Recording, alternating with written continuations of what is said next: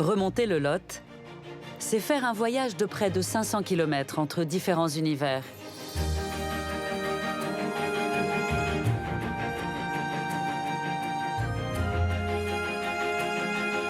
Des vallées fertiles du bassin aquitain, avec leurs vergers et leurs riches bastides, en passant par les falaises calcaires du Quercy, jusqu'aux montagnes de Lozère.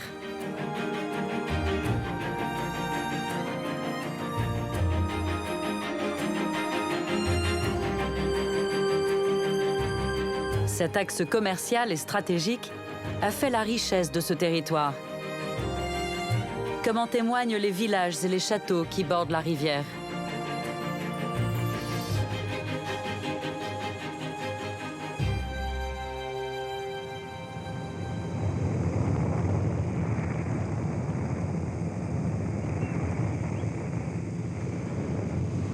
Là, on a des reflets qui commencent à être magnifiques sur le cours d'eau. Les luminosités sont très belles. À bord de cette ULM, un enfant du pays survole la Garonne, en direction de la confluence avec le Lot. C'est l'endroit précis où le Lot se jette dans la Garonne et où les eaux se mélangent. Ah là, c'est particulièrement marqué. On voit que la Garonne a subi quelques averses orageuses. Le sédiment est en suspension et ça donne cette coloration-là.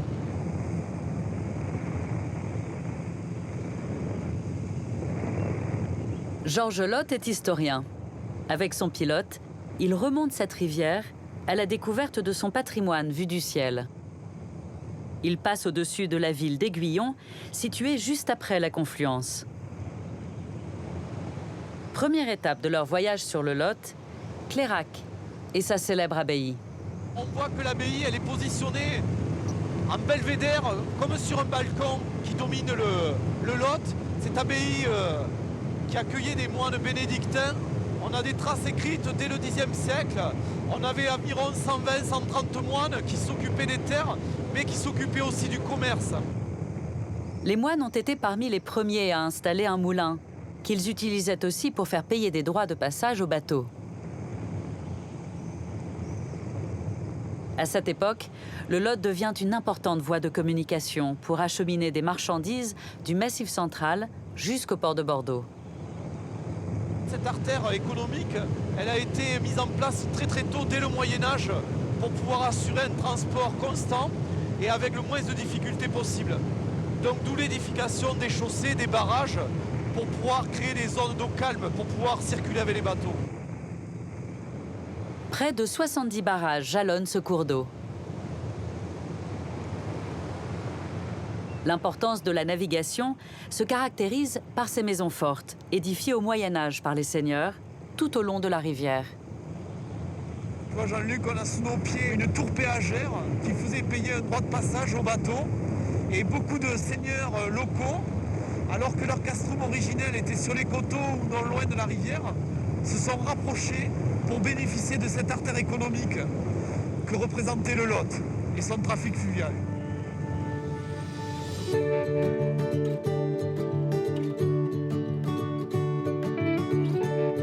Les deux hommes s'éloignent maintenant de la rivière pour survoler un village remarquable de la région, la Bastide de Montflanquin.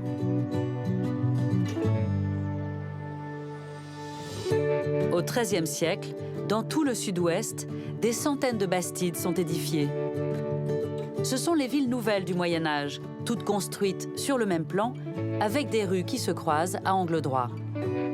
Elles permettent de regrouper les populations et d'y concentrer l'activité économique.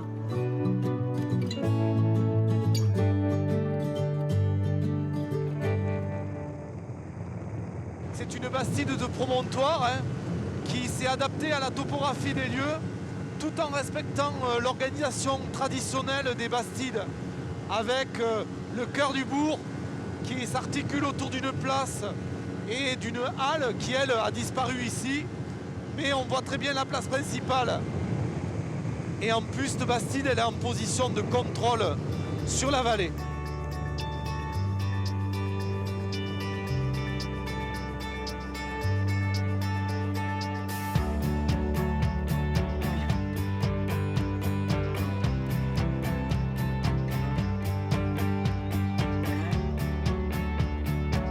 Quelques kilomètres plus loin, un autre site emblématique borde la rivière, le château de Lustrac.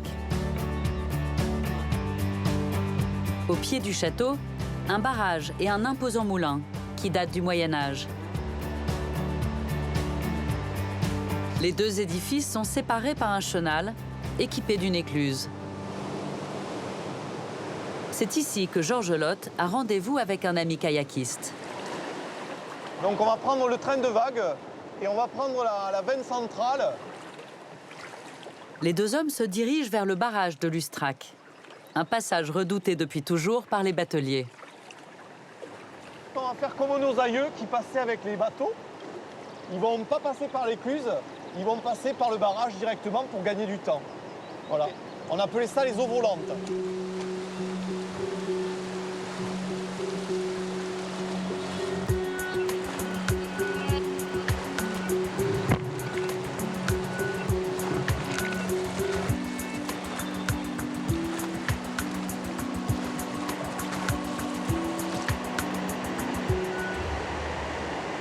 Cette chaussée que l'on a là, sous les yeux, on crée un dénivelé.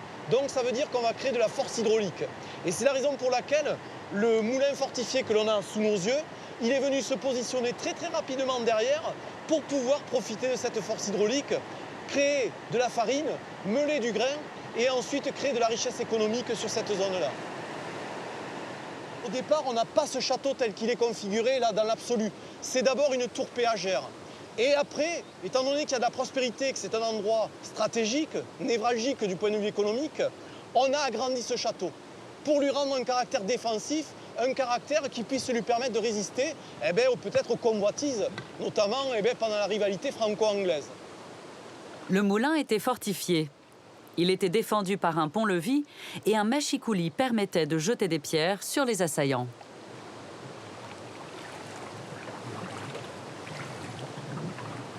Les deux kayakistes remontent maintenant ce chenal creusé volontairement entre le moulin et le château.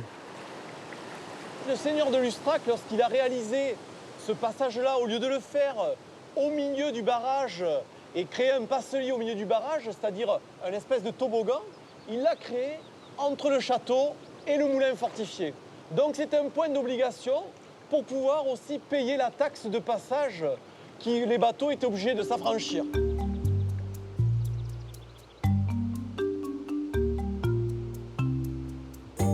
Jusqu'au début du XXe siècle, ce passage a été emprunté par les bateaux marchands, les gabarres. Des embarcations traditionnelles à fond plat. À la fin du XIXe siècle, certaines étaient équipées de machines à vapeur. Près de 9000 gabarres circulaient chaque année en direction de la Garonne.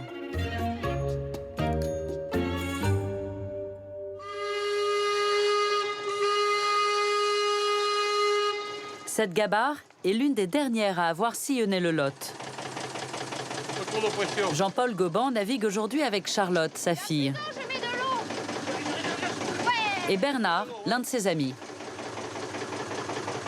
C'est le cadastre infernal ici. Il y a encore de l'eau là, c'est bon. Tu fais la réserve. Il y a une vingtaine d'années, Jean-Paul retrouve la coque de ce bateau par hasard au fond du Lot. Elle date de 1870. Elle était à la plomb comme ça, il y avait 20 cm qui dépassaient. Alors j'ai vu cet arrondi là avec les rivets.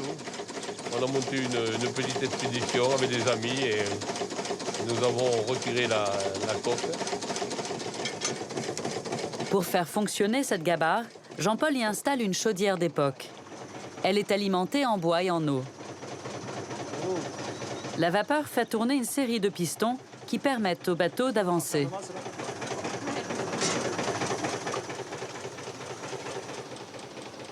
Ce bateau servait principalement à tirer des gabarres, à tirer d'autres barges chargées de différentes marchandises. À l'époque, chaque navire n'était pas forcément équipé de son propre mode de propulsion. Et ça passait bien souvent par des systèmes de halage, par des systèmes de remorqueurs. Et l'utilisation, le but principal de ce type de bateau à l'époque était justement de tirer ces barges chargées de marchandises. Tu débordes à droite et après tu fais tout à gauche. Ouais. Ah, je suis bien sûre. Pendant que Charlotte est à la barre, Jean-Paul veille en permanence sur cette vieille mécanique.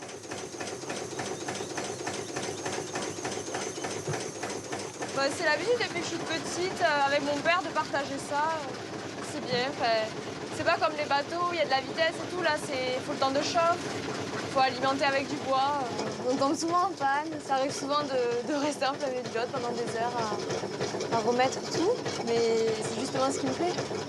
Ce que j'apprécie le plus sur cette rivière, en l'occurrence, c'est ce côté paisible, calme, sensation de bien-être, de plénitude. Voilà, se laisser glisser au fil du courant, avec en arrière-fond sonore la vapeur de Jean-Paul, c'est des vrais petits moments de bonheur. Ouais.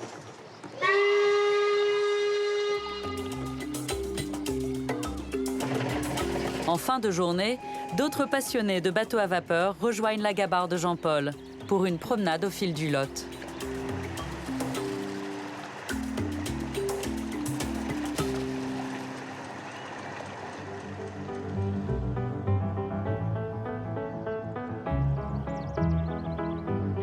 Malgré son calme apparent, le Lot peut sortir de son lit, menaçant les villages et les villes qui le bordent.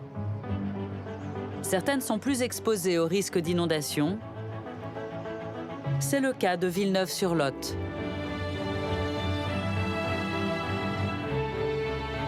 C'est l'une des toutes premières bastides à avoir été édifiée des deux côtés de la rivière.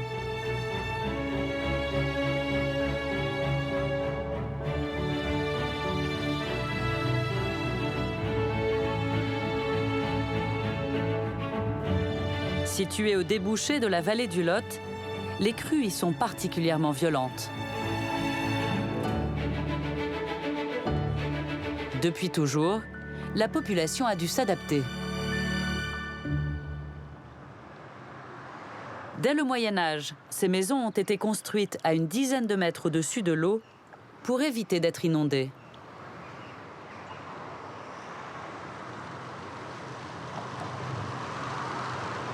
De ce bateau, un homme scrute les abords du plus ancien pont de la ville. Son histoire est liée aux colères de la rivière. Ce pont a été détruit au XVIe siècle par une crue et reconstruit d'une façon asymétrique. Voyez, donc c'est-à-dire qu'en fait, on a en rive gauche des arches relativement étroites, en rive droite une arche beaucoup plus importante pour faire passer les crues qui avaient détruit le pont initial. Frédéric Doucet vient repérer cet embâcle, ces arbres charriés par la rivière et qui représentent un danger. Donc, ce sont des amoncellements de bois, voire d'autres objets en tout cas, qui viennent se poser sur des piles de pont. Donc en termes de prévention, nous allons retirer ces embâcles pour éviter d'avoir un rehaussement de la hauteur d'eau brutale et éventuellement derrière une rupture d'embâcle qui peut provoquer des dégâts sur la partie aval. Donc comme une vague qui arriverait, qui lâcherait et qui arriverait en tout cas sur des secteurs qui peuvent être à enjeu. Voilà. Pour faire face à cette situation, Frédéric a fait appel à un spécialiste. Ouais, ça va aller, bonjour quand même. Comment vas-tu, ça va? Ouais, oui. Hervé Bonin et son équipe sont les seuls à pouvoir dégager rapidement le pont. Vous voyez une branche qui sort, et peut-être qu'en dessous, vous avez une très grosse partie. Parce que comme là, il est venu se bloquer contre le pont, on ne sait pas ce qui peut se trouver en dessous. Et ça peut être le double, ça peut être comme un iceberg, en fait. Vous voyez une petite partie, en dessous, vous pouvez avoir une grosse surprise, quoi. L'opération est délicate. Attention, ça va revenir. Sous l'eau, c'est un véritable mikado. Un enchevêtrement d'arbres entiers arrachés par des tempêtes. Certains font plus d'une tonne.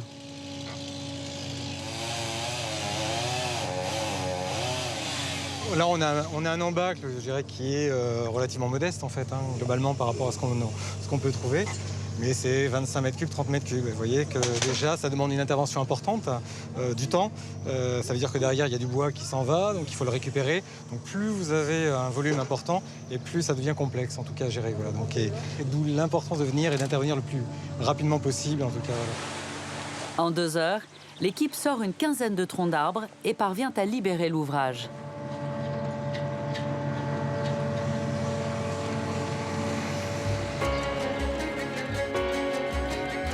À l'extrémité du pont, une minuscule chapelle suspendue veille sur les embarcations. C'est ici qu'au XIIIe siècle, des bateliers auraient trouvé miraculeusement une statue de la Vierge coincée sur leur bateau. Ils auraient fait construire cette chapelle pour qu'elle les protège.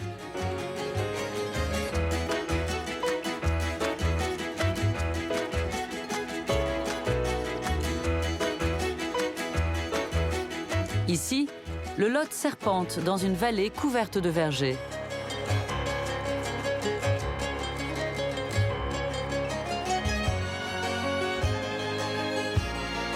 Ces arbres sont des pruniers d'Antes. Ils permettent chaque année la production d'un fruit séché connu dans le monde entier, le pruneau d'Agen.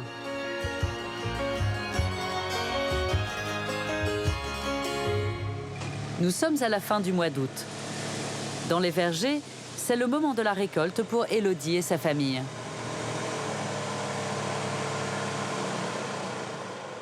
Bien coloré.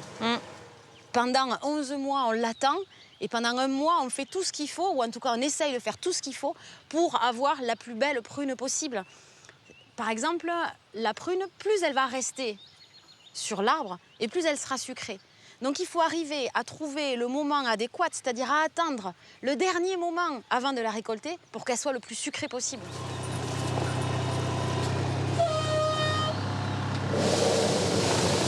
Pour ne récolter que les fruits mûrs, le prunier est secoué. En quelques secondes, 20 kilos de prunes tombent de l'arbre. Ce sont les grands-parents d'Élodie qui ont fondé cette exploitation. Le travail se poursuit de génération en génération. Et aujourd'hui, c'est toujours le père d'Élodie qui assure le ramassage. La récolte de la prune, pour moi, c'est quelque chose d'important, sacré. Et malgré que je sois en partie à la retraite, je manquerai pour rien au monde la période de la prune. J'espère le faire encore très longtemps. Dans l'allée d'à côté, Élodie vérifie si les fruits sont à maturité. C'est magnifique, hein, ces tons de couleurs là, que l'on a entre le vert et la couleur violacée là, des prunes. Alors ça c'est beau ça. Il n'y a plus qu'à croquer. C'est que du bonheur. Ouais. C'est que du bonheur. Et juteuse. Et onctueuse. Voilà. Cette prune d'Antes a été importée par les croisades à partir du XIIe siècle. En fait, c'est un prunier de Damas, précisément, qui aurait été ramené par les croisés et par les moines soldats. Et on dit que les premiers à les cultiver auraient été les moines bénédictins de Clérac, qui auraient planté des arbres sur la vallée du Lot et qui auraient commencé à les exploiter. Les pruneaux de la vallée étaient expédiés dans le monde entier depuis la ville d'Agen, située à 30 km de là. D'où leur nom, les pruneaux d'Agen.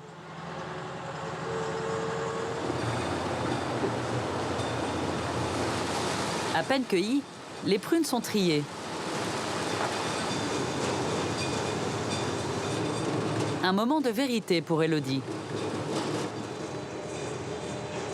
C'est vraiment là où on se rend compte de la qualité de notre prune en fait. C'est vraiment à ce moment-là parce que là tu les as toutes étalées en une seule épaisseur, donc tu as une vision globale. Et c'est assez sympa, c'est souvent là où on regarde, on se dit là c'est pas mal, ou au contraire des fois, bon c'est pas fantastique. À l'origine, les prunes étaient séchées au soleil, puis dans les fours à pain. Aujourd'hui, elles passent dans d'immenses étuves. Elles ne sont pas cuites, mais déshydratées. Et 30 heures plus tard, la prune est devenue un pruneau.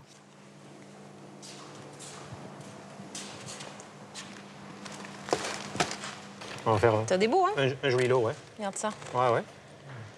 Oh, celui-là, là. Là, la prune a perdu 2/3 de son poids. C'est pour ça qu'elle est toute fripée, toute ridée. Voilà. Et donc là, grâce à la déshydratation, on peut garder ce pruneau plusieurs mois, voire même quasiment plusieurs années. On a réussi notre ramassage, notre séchage. Je pense qu'à ce moment-là, il y a un gros ouf de soulagement aussi. Et puis, il y a une satisfaction qui est plus, on va dire, personnelle. C'est la satisfaction de perpétuer une tradition familiale. Mon père faisait du pruneau d'Agen, mon grand-père faisait du pruneau d'Agen. Et c'est vrai que j'aime à croire qu'il serait assez fier de nous, de voir la qualité qu'on essaie de sortir de nos vergers et que voilà, qu'ils seraient contents de voir que leurs enfants, petits-enfants, perpétuent cette tradition. Et voilà, C'est un petit côté personnel, quoi.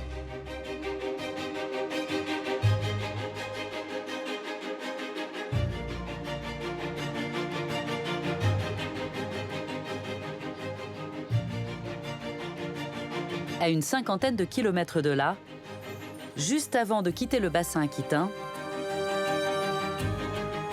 le château de Bonaguil. Un joyau de l'architecture militaire du Moyen-Âge. C'est le dernier château fort construit en France.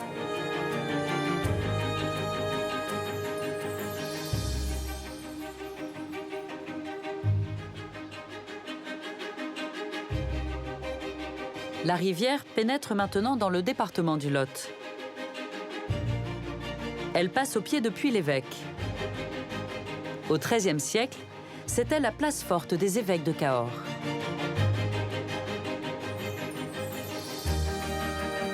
Plus loin, elle dessine de majestueux méandres.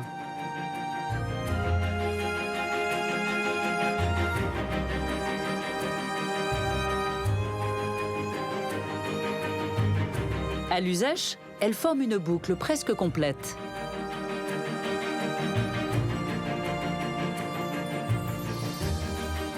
Quelques kilomètres plus loin, la ville de Cahors est elle aussi enlacée dans une courbe du Lot.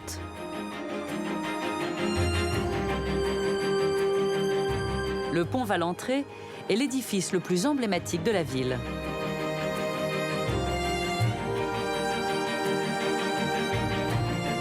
Il est inscrit au patrimoine mondial de l'UNESCO.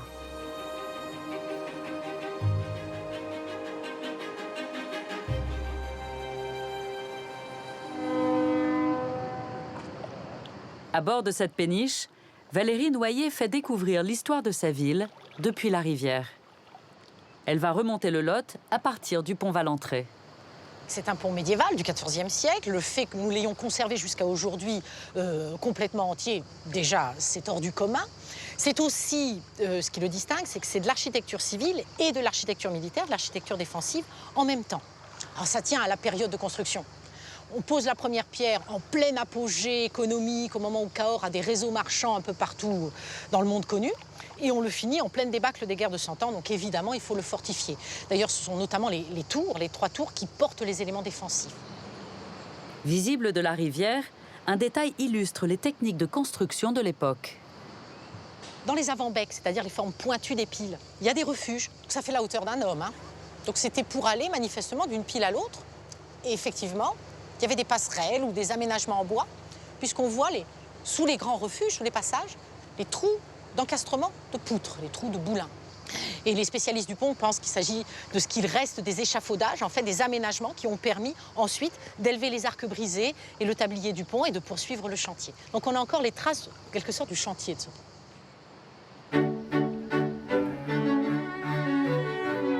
Cahors est encore aujourd'hui un véritable conservatoire de l'architecture médiévale. Avec sa cathédrale et ses coupoles datant du XIIe siècle.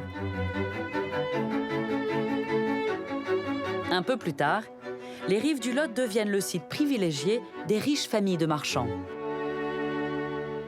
C'est quelque chose d'exceptionnel parce qu'on a le panorama là, devant nous de toutes les grandes heures de la ville inscrites dans la pierre.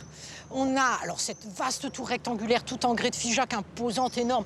On a envie de croire que c'est un donjon. Eh bien non, c'est la tour qui surmontait un palais urbain du XIVe siècle.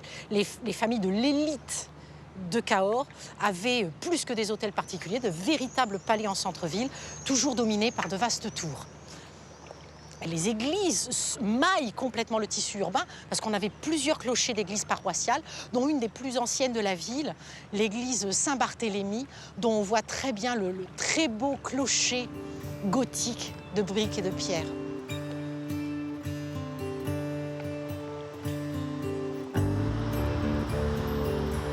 Naviguer sur le Lot, c'est aussi passer une multitude d'écluses. Plusieurs ont été commandées par Colbert au XVIIe siècle.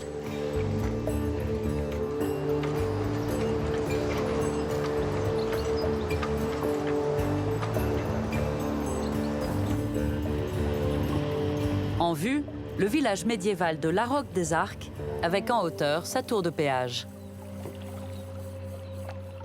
C'est à partir de cette tour qu'on pouvait tendre une chaîne jusqu'à l'autre berge, de façon à arrêter les bateaux qui transitaient chargés de marchandises et à prélever sa part, parce que c'est une source de revenus considérable. D'ailleurs, l'impôt, ce péage-là, et ce qu'on prélevait, ça s'appelait le droit de barre, autrement dit le droit de barrer la rivière.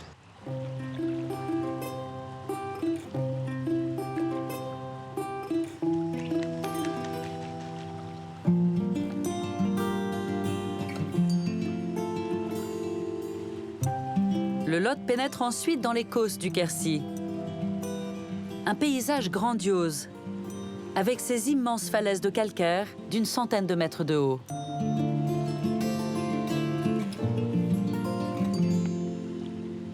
Les hommes ont profité de cette géologie particulière. Construit dans une brèche, le défilé des Anglais. Ce mur de défense couvrait une partie de la falaise. Au Moyen Âge, ces fortifications servaient de refuge pour la population.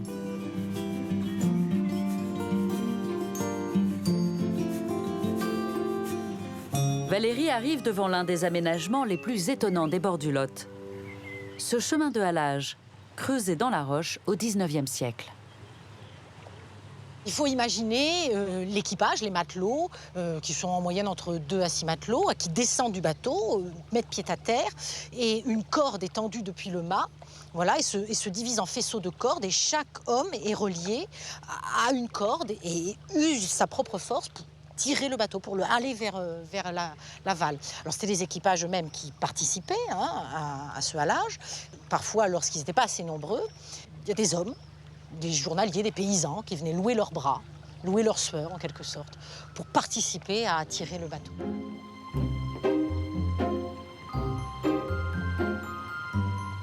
Des marchandises étaient transportées jusqu'à Bordeaux.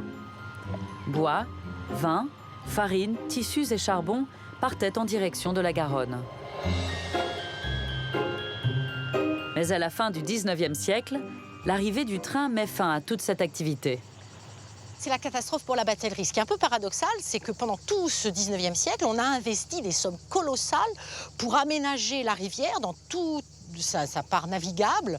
On dépense énormément d'argent, on fonde des espoirs immenses quant aux quantités de fret qui vont être acheminées sur cette rivière. Et puis on se rend compte que tout ça, ça a été peine perdue, parce que le train va tout supplanter. Conséquence, en 1926, le Lot est officiellement déclassé et n'est plus navigable. Peu à peu, la rivière est abandonnée. Il faudra attendre les années 90 pour voir à nouveau des bateaux sur le Lot.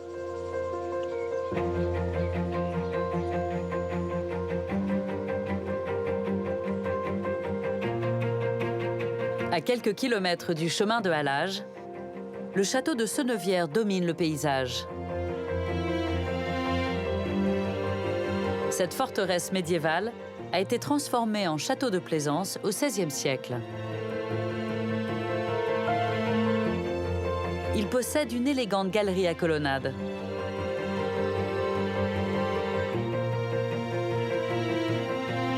À l'intérieur, des fresques aux motifs mythologiques ornent un curieux cabinet d'alchimie.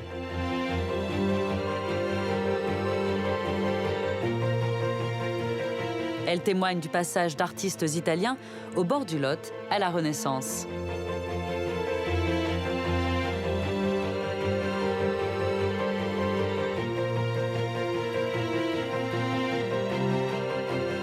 Un peu plus loin, c'est tout un village qui est perché sur un nid d'aigle. À plus de 80 mètres au-dessus de la rivière, voici Saint-Cyr-la-Popie. Les ruines de son ancien château et son église fortifiée sont une marque de sa prospérité passée.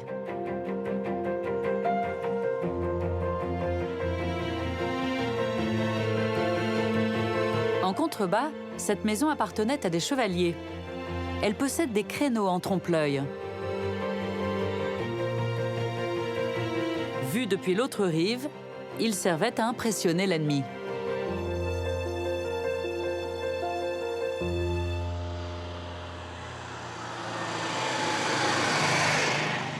Mais ce qui intéresse Sylvain Lacaze et Laurent Doucet, c'est une autre histoire.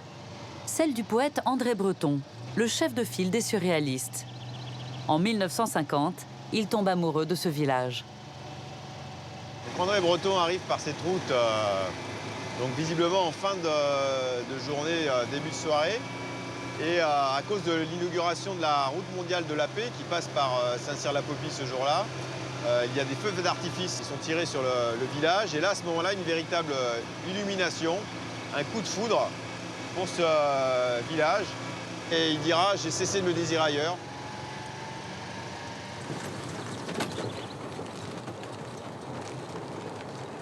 André Breton est charmé par l'ambiance médiévale de ces ruelles. Il achète l'ancienne auberge des Mariniers. Aujourd'hui, cette maison est en vente. Mais Laurent Doucet se bat pour qu'elle devienne un lieu dédié à l'artiste, ouvert au public.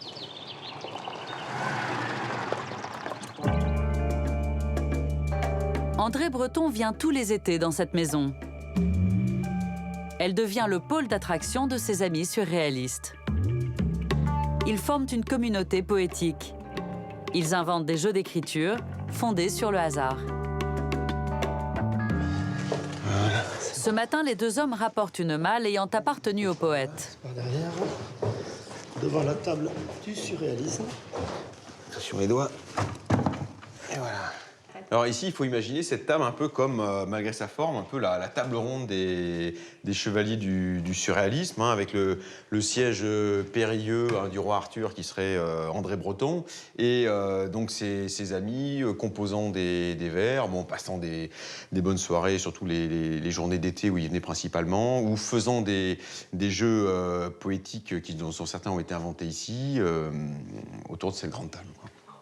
Parmi les nombreux artistes qui sont passés ici, par exemple le peintre et photographe Man Ray ou le photographe Henri Cartier-Bresson, voire la chanteuse Juliette Gréco et d'autres autour de cette table, composant des jeux poétiques, faisant des banquets. Pour André Breton, tout est prétexte à la poésie, même le grenier.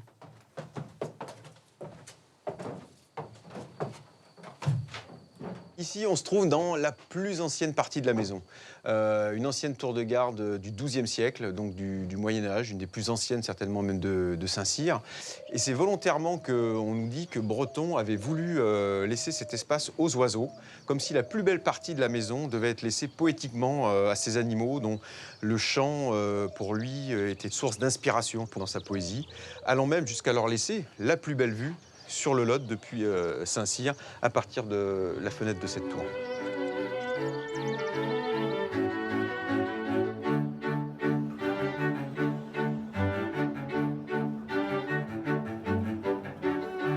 Tout près de Saint-Cyr-la-Popie, le Lot rencontre le Célé.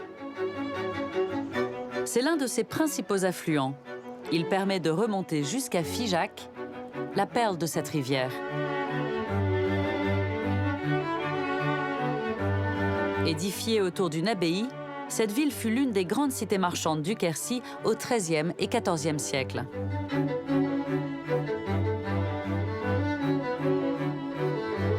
Son cœur urbain médiéval est un joyau d'architecture. Voilà, et puis le panorama sur la ville avec la colline du Cingle. C'est vrai qu'ici, c'est vraiment très impressionnant. Donc la maison Volet Bleu, c'est la maison... Benjamin Philippe connaît parfaitement le patrimoine de sa ville qu'il fait découvrir aujourd'hui à un étudiant en architecture.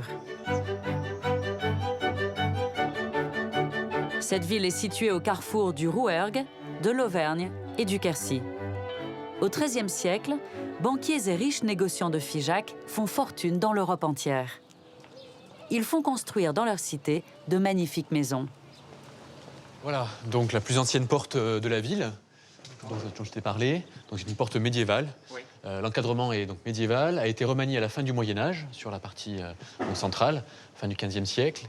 Et le ventail en bois est le ventail de porte le plus ancien de la ville, que l'on date du XVIe siècle ou du début du XVIIe siècle, qui reprend des formes de la Renaissance. Comme Figeac était une ville assez prospère, assez riche pendant plusieurs siècles, il y a des familles qui se sont implantées et qui ont fait évoluer leur maison. Donc ce qui est vraiment intéressant ici, c'est qu'on a différentes époques qui sont rassemblées et qui marquent cette continuité de l'histoire de la ville. Il y a beaucoup de petites ruelles à découvrir, de petites placettes, de petites cours intérieures, de portes aussi.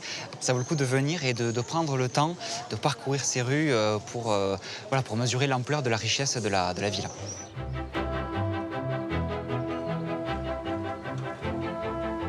Depuis plus de 30 ans, le centre de Figeac est un secteur sauvegardé. Toutes les demeures anciennes sont restaurées. L'une des mieux conservées est l'hôtel de la Monnaie.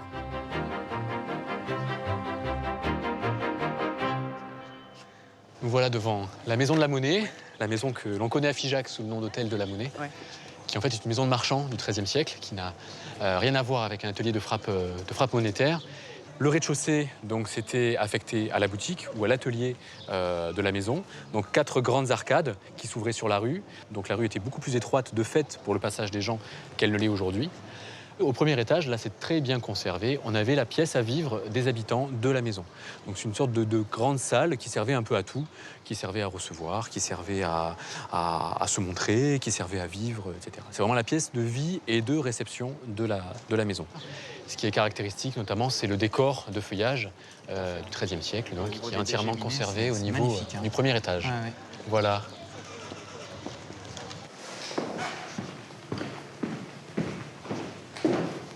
Voilà, donc les fenêtres médiévales de l'hôtel de la Monnaie, des fenêtres du XIIIe siècle, qui ont conservé leur architecture d'origine, avec ces coups-sièges, qui sont en fait des sièges en pierre, des grands sièges en pierre, qui permettaient d'avoir en fait une vue directe sur la rue, en s'asseyant donc sur ces sièges pour lire, pour travailler, pour coudre, etc. Donc c'était un élément de confort qui était vraiment voulu de la part des bourgeois pour rendre plus agréable leur maison.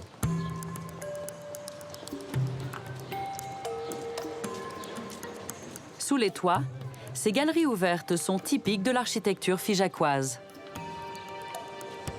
Les soleillots servaient à faire sécher de la laine ou des fruits. Dominant la ville, la maison du représentant du roi au XIVe siècle, le viguier.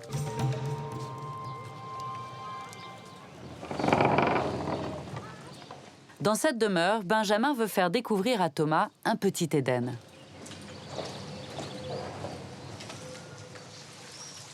Une présentation, une petite évocation en fait de ce que pouvait être un des jardins de la ville au Moyen-Âge, dans une grande demeure médiévale, une demeure privée, un espace que peu de Figeacois en fait connaissent.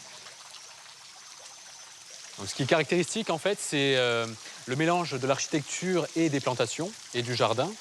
Donc on retrouve des petites essences qui en fait évoquent ce qu'on pouvait avoir dans les jardins médiévaux, et les galeries qui sont des reconstitutions de galeries médiévales qui nous plongent dans l'atmosphère intime, un peu secrète de la ville médiévale. On n'est pas très loin de l'architecture du cloître, même si on est vraiment dans un cadre d'agrément et pas du tout dans un cadre religieux.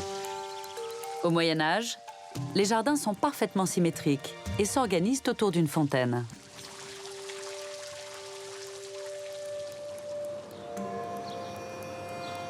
À 2 pas de l'église Notre-Dame du Puy, voici l'ancien séminaire datant du XVIIe siècle. C'est le lieu le plus étonnant de Figeac.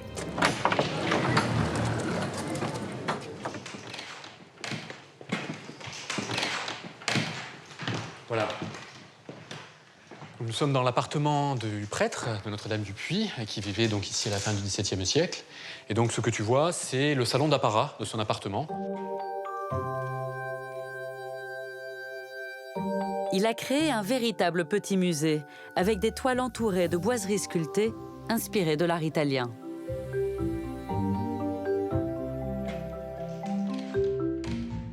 C'est un décor qui est très riche, très foisonnant, qui est complètement baroque, et qui est le reflet de l'esthétique donc de cette époque-là, de la fin du XVIIe siècle, le cadre de vie quotidien d'un prêtre assez influent, assez important pour la ville, qui voulait asseoir son autorité morale sur la ville à travers ce décor très riche.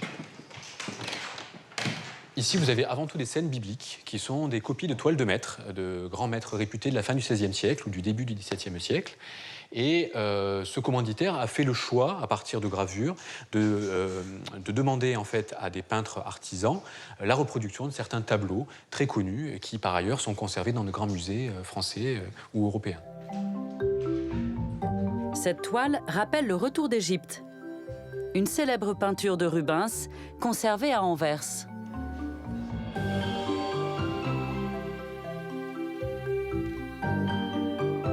Avec tous ces tableaux, le prêtre réaffirme la présence catholique dans la cité.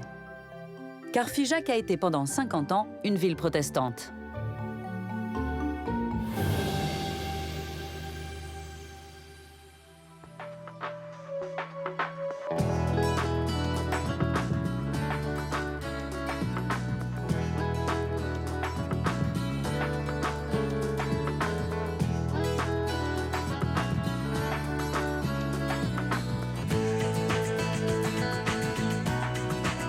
Dans les Causses du Quercy, ces falaises recèlent des curiosités géologiques, presque uniques au monde.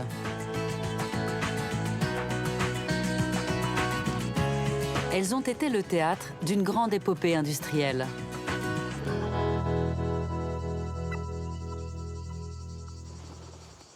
C'est parti. Une équipe composée d'experts et de bénévoles s'apprête à faire une descente vertigineuse dans ce puits, profond de 30 mètres. Ah ben voilà, un joli puits, un joli trou. Et c'est des mineurs qui, au 19e siècle, ont creusé tout ça à coups de pioche et de pelle à la recherche du phosphate. Et ben nous, on va aller voir ce qu'il y a au fond. La découverte du phosphate est une véritable aubaine pour la région. Il sert à fabriquer de l'engrais. En 1870, 2000 ouvriers exploitent cette phosphatière. Les minerais sont transportés en gabarre sur le Lot jusqu'à Bordeaux et envoyés en Angleterre. Mais après 15 ans d'exploitation, de nouveaux gisements sont découverts en Afrique. Les mineurs abandonnent les phosphatières, laissant ces cavités béantes. C'est aujourd'hui un site exceptionnel que Thierry Pellissier cherche à sauvegarder. Depuis le 19e siècle, la végétation a repris ses droits et ça donne ce genre de sites, des sites extraordinaires, avec beaucoup de magie qui émane de ça.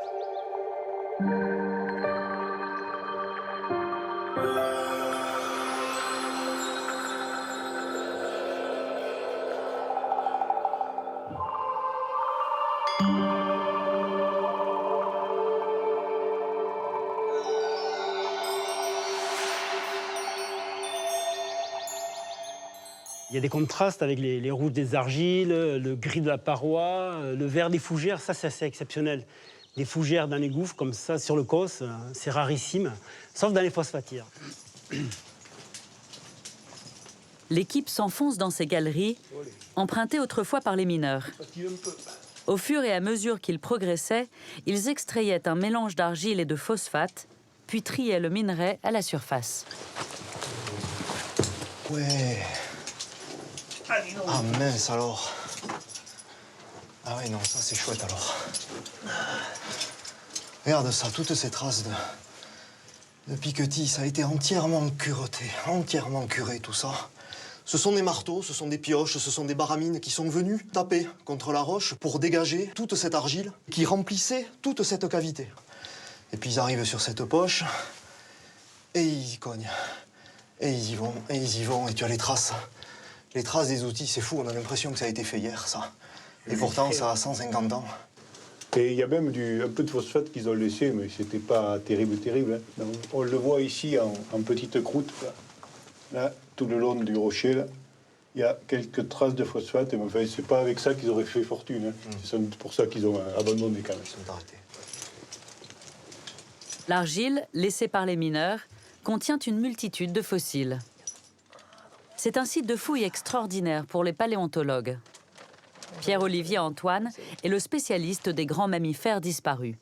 On va essayer de faire en sorte qu'elle ne tombe pas avec. Donc, vous voyez, on a une vertèbre là de ruminant. Hein. C'est presque la taille du chevreuil, hein. Donc c'est déjà une belle bête. Ouais, une bête, ouais. Ça, c'est des animaux qui sont tombés dans la grotte ou qui ont été emballés dans de la boue des rivières de l'époque. Hein. Et les points les plus bas étant ici, tout a été entraîné vers les points bas. Donc on va retrouver aujourd'hui, emballés dans la même argile, qui elle aussi a 31 millions d'années, ces restes d'animaux qui ont aujourd'hui disparu. Ce qui est très particulier dans les phosphatières, c'est la diversité qu'on va trouver et surtout la durée. C'est-à-dire que ces fossiles, en fait, on en trouve sur une trentaine de millions d'années en continu, entre 50 et 20 millions d'années pour faire simple. Et ça, c'est vraiment très particulier. On va voir ce que ça donne. Ah oui. Regarde, ça c'est super, ça. Des morceaux d'argile contenant des fossiles sont prélevés pour être tamisés. Et à l'extérieur, la chasse au trésor se poursuit.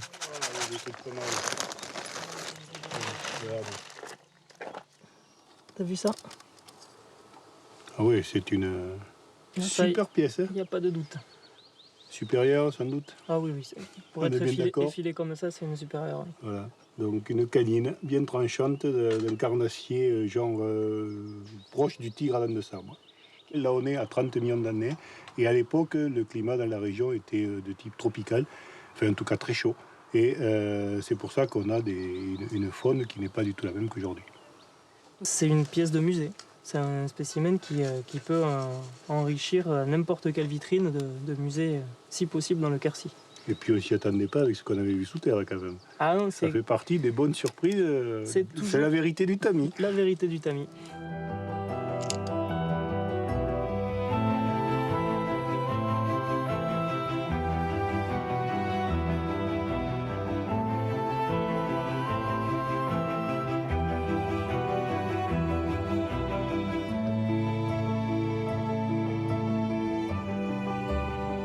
Après les falaises du Quercy, le Lot pénètre maintenant en Aveyron. Il serpente dans des gorges boisées.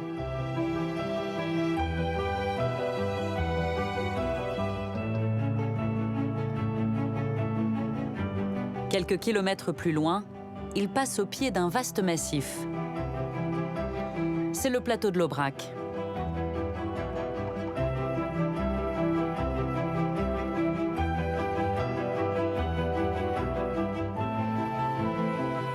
C'est un sanctuaire à préserver, car ce territoire recèle un trésor, l'eau.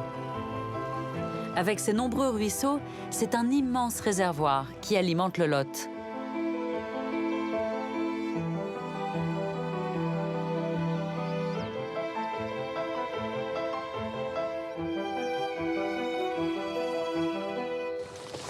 Bon, je vais t'installer. Ouais. Bon, c'est une première. Bernard Boussagol est pilote du LM. De ce que tu connais par cœur dans... Aujourd'hui, il emmène Gonzalo Diaz survoler cet immense plateau.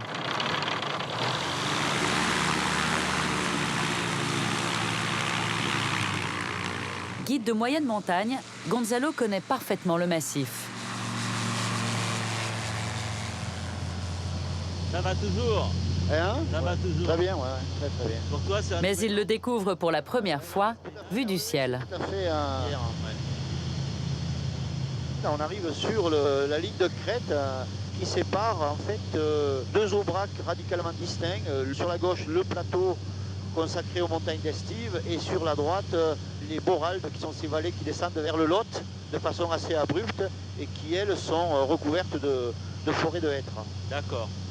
Et on appelle ça les Bourales. Les Boraldes, ouais, ouais. Et sur notre gauche, on aperçoit les grands territoires d'estive avec ponctués ici ou là de burons, qui étaient d'anciens chalets d'alpage où on fabriquait la fourme d'Aubrac. Autrefois, l'Aubrac était entièrement boisé.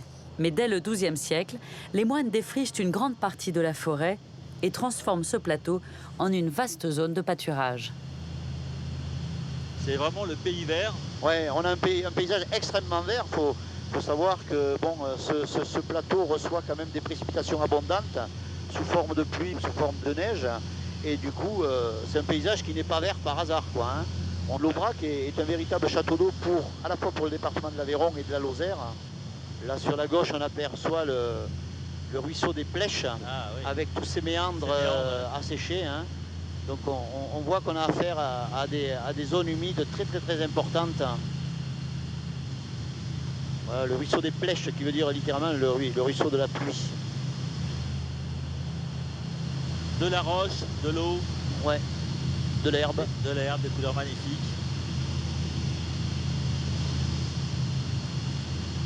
Je propose qu'on se rapproche un petit peu des plans d'eau peut-être. Ouais, on va aller sur... on aperçoit au fond le lac de Bord, qui est un des 4 lacs d'origine glaciaire. Ces lacs sont les vestiges de la dernière grande glaciation.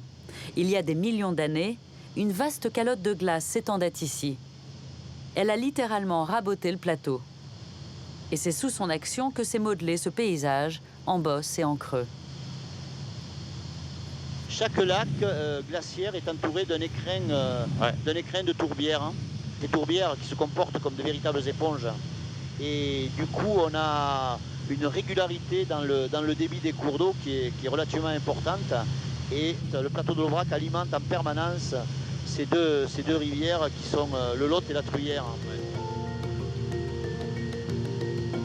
Mais avant de se jeter dans ces rivières, ce ruisseau va dévaler l'un des sites naturels les plus remarquables de l'Aubrac.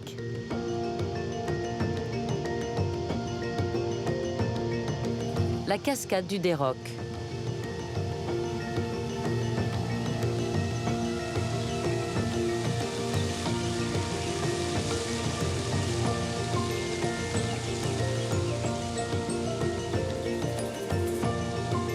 Une curiosité plutôt inattendue dans ces vastes espaces, car cette cascade témoigne d'une longue histoire géologique.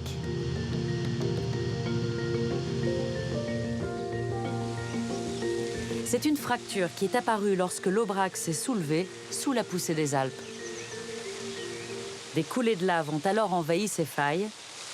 Aujourd'hui, les eaux du plateau s'y déversent pour former cette étonnante cascade.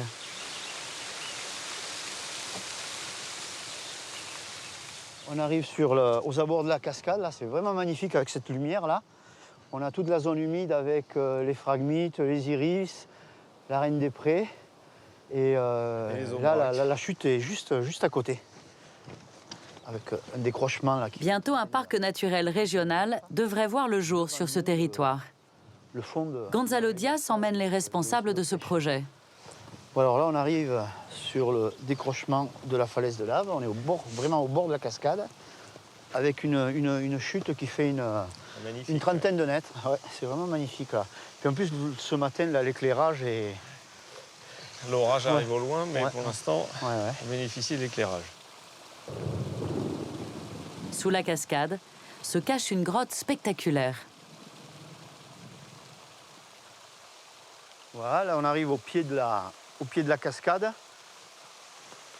carrément sous la voûte, qui est tapissée d'orgues de basalte, qui ont un diamètre d'environ une cinquantaine de centimètres, et qui forment une voûte assez continue, avec un petit renfoncement, là, une espèce de petit boyau qui rentre à l'intérieur de la coulée de lave. Et là, les fissures que l'on voit, c'est l'effet du gel. Alors déjà, le refroidissement de la lave donne des orgues de basalte qui sont naturellement, on va dire, fissurés, hein, des fissures longitudinales. Et après, pendant la saison des pluies, l'eau s'infiltre le long de ces fissures-là. Et en hiver, avec le gel, la dilatation de la glace fait que des blocs finissent par se désolidariser et tomber, ce qui donne cette éboulis de pierre sous la voûte. Mais il y a une érosion vraiment permanente du site, quoi. Attention, on va passer sous la voûte. C'est vraiment un lieu exceptionnel avec ce rideau de pluie, là. C'est vraiment magique. Et là, on voit bien les prismes de lave noire. Là, je me vois bien à l'île de la Réunion, quoi. On a des paysages qui sont similaires. En créant un parc naturel régional, Arnaud espère faire connaître les beautés de ce massif et sensibiliser à l'importance de l'eau sur le plateau. Pour venir ici, il n'y a pas d'accès réellement aménagé. Donc c'est important aussi de montrer le côté originel et expliquer la géologie, expliquer la végétation, expliquer la qualité de l'eau, à quoi elle va servir cette eau derrière en termes d'usage, d'activité économique, pour l'eau potable, pour la vie au quotidien. C'est important que les gens voient d'où ça vient.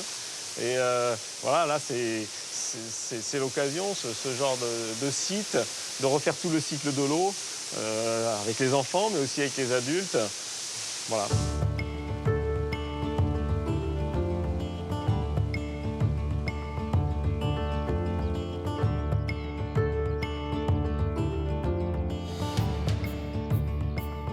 le massif de l'Aubrac réserve d'autres surprises. Ce sont ces vallées boisées qui descendent jusqu'au Lot. On les appelle les Boraldes. Elles sont restées sauvages. Ça, c'est... alors là, par contre, faites attention, c'est une véritable patinoire, là. Hein.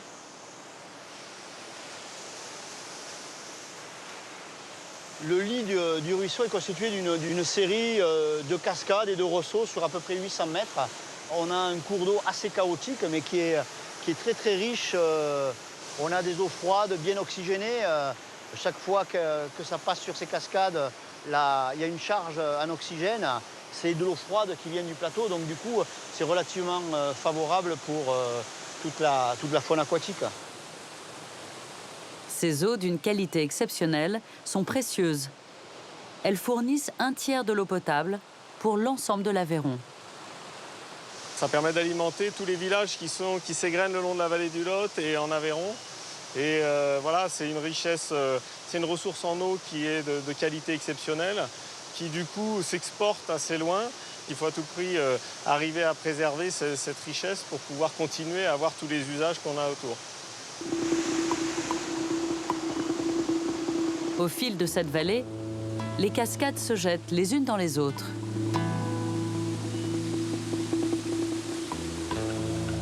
Ce que j'aime ici, ben, c'est déjà le calme, c'est le bruit de l'eau, c'est cette couverture arborée qui donne tout au long de l'année une certaine fraîcheur. Et puis surtout, c'est que je ne rencontre jamais personne, hormis quelques pêcheurs accidentellement. Sinon, on ne rencontre personne. Chaque fois qu'on fait des randonnées dans les Boraldes, on est vraiment seul au monde. Ce lieu secret est le paradis des pêcheurs à la mouche. Salut. Bonjour. Ça va? Ouais, vous faites le coup du soir, là?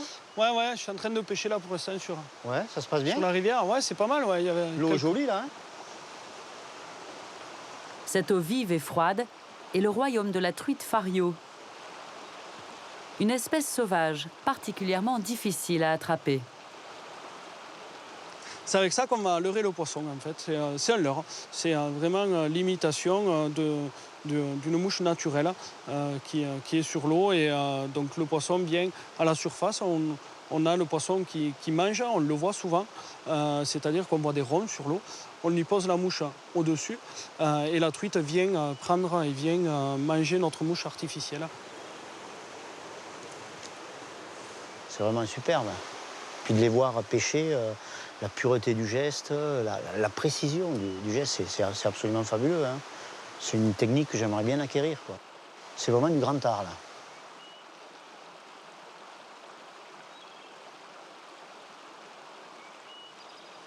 Et après plusieurs tentatives, une truite se fait piéger.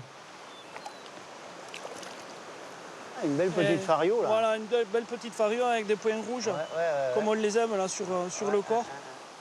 Il a fallu y travailler, mais on y arrive. On y arrive, ça paye la persévérance.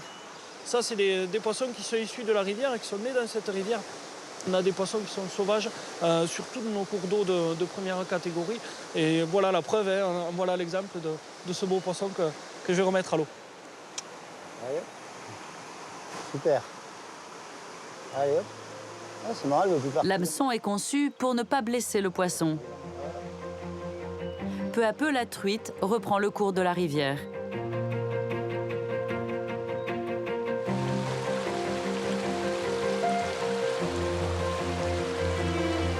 Nous quittons les pentes de l'Aubrac et ses cascades pour traverser le plateau en direction du nord et rejoindre la Truyère.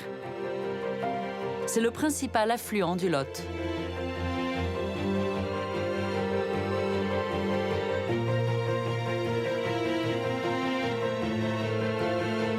Au début du XXe siècle, l'État décide d'implanter ici de vastes aménagements hydroélectriques. 6 grands barrages sont construits sur la Truyère en 60 ans.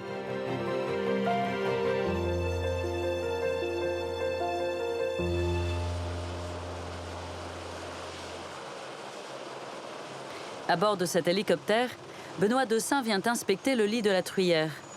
Il dirige l'ensemble des barrages qui jalonnent cette rivière. Sa tournée débute au-dessus du viaduc de Garabi, qui franchit la vallée depuis la fin du 19e siècle.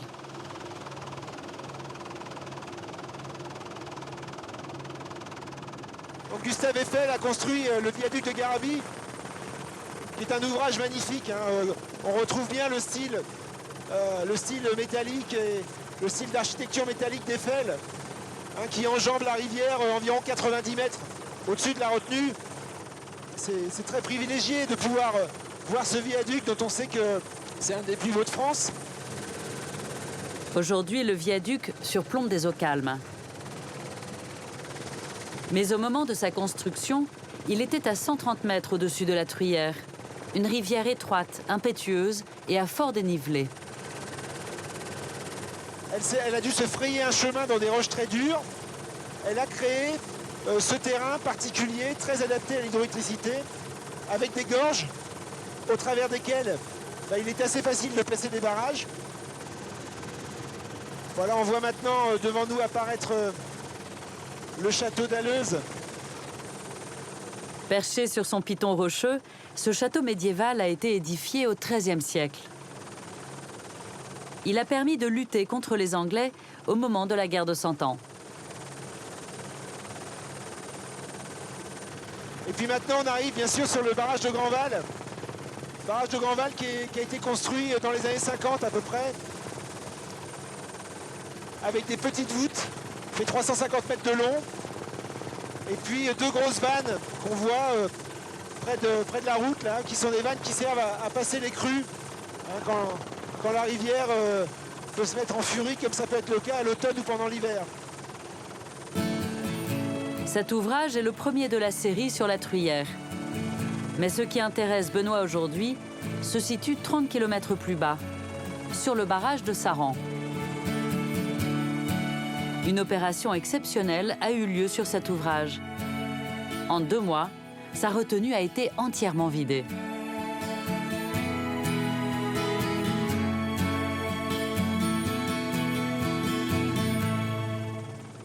Le paysage en amont du barrage a été complètement transformé. On retrouve ici la rivière quasiment dans son état naturel. C'est vraiment assez exceptionnel. Puis c'est l'intérêt aussi de ce vol en hélicoptère aujourd'hui, c'est que ça permet pour la première fois d'inspecter le lit de la retenue de Saran en conditions naturelles. Autour de la rivière, on imagine toutes les parties qui sont non boisées sont les parties qui sont habituellement occupées par la retenue de Saran quand elle est pleine. Ce qu'on a sous les yeux en ce moment, ça n'a été visible qu'en 1949 et en 1979, donc c'est vraiment un paysage exceptionnel.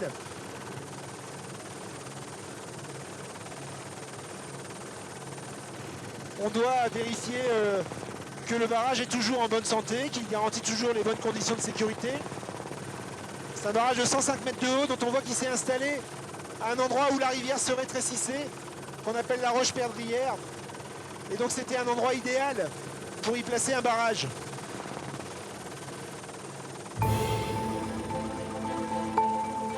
Avec ses 225 mètres de long, le barrage de Saran est un ouvrage monumental. Il a été le premier à être édifié sur la Truyère en 1930. Installé à flanc de falaise, sa construction a été un véritable défi.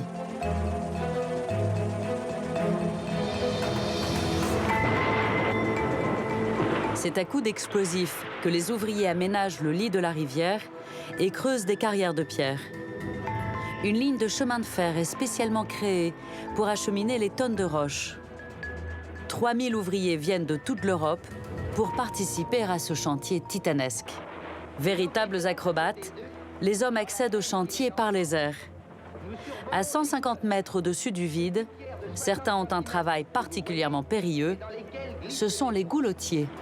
Les goulottiers ont pour mission de surveiller l'écoulement du béton, car le moindre engorgement précipiterait des centaines de kilos de cailloux sur les camarades qui travaillent en dessous. En 1934, après 4 ans de travaux, ces lignes à haute tension partent du barrage jusqu'à Paris.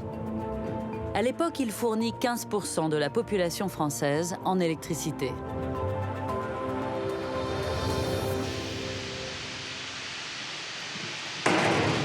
Ce matin, cette équipe descend au cœur du barrage. Là, on est dans une galerie qui est située juste sous la route qui passe sur le barrage. On est situé 100 mètres au-dessus du lit naturel de la Truyère. Et on part pour faire une tournée d'auscultation. C'est en fait s'assurer du bon comportement de l'ouvrage et du bon niveau de sûreté hydraulique de l'ouvrage.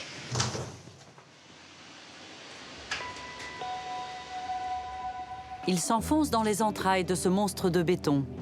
Une descente vertigineuse de près de 400 marches. Nous sommes à peu près à mi-hauteur, c'est-à-dire à 50 mètres au-dessus du niveau du sol.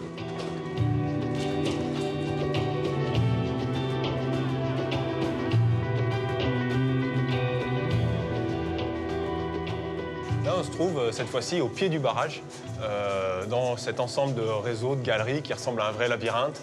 Ça crée une ambiance très particulière qui donne un peu cet effet mystérieux.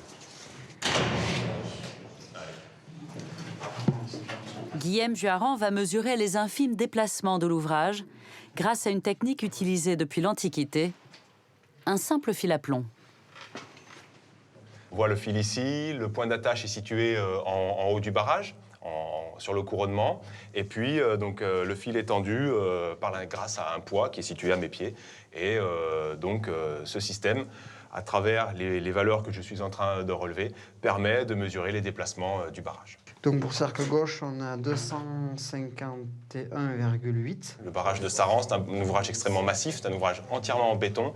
Et pourtant, le béton, bien entendu, réagit aux variations de température, aux variations liées à la charge de l'eau à l'amont. Et ça se traduit par des déplacements de l'ordre de quelques millimètres, bien entendu. Les deux points extrêmes, c'est de l'ordre de 5-6 millimètres. L'équipe se rend maintenant au niveau des fondations. Quand la retenue est pleine, ils sont à 90 mètres au-dessous de la surface de l'eau. Là, ici, nous sommes dans une galerie qui s'appelle la Galerie au Rocher, justement parce qu'on est au contact direct de l'ouvrage bétonné, du barrage, sur le rocher, le terrain naturel.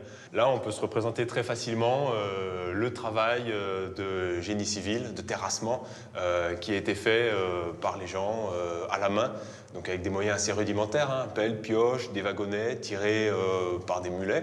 Bon, c'était des chantiers titanesques, donc voilà, c'est une fierté aussi de pouvoir être ici et de participer à cette histoire aujourd'hui. Allez, on va faire la visite de la conduite forcée du 3. Guillaume et son équipe profitent de la vidange du barrage pour pénétrer dans la conduite forcée. C'est le tuyau qui amène l'eau jusqu'aux turbines. Ils y accèdent par ce trou de souris.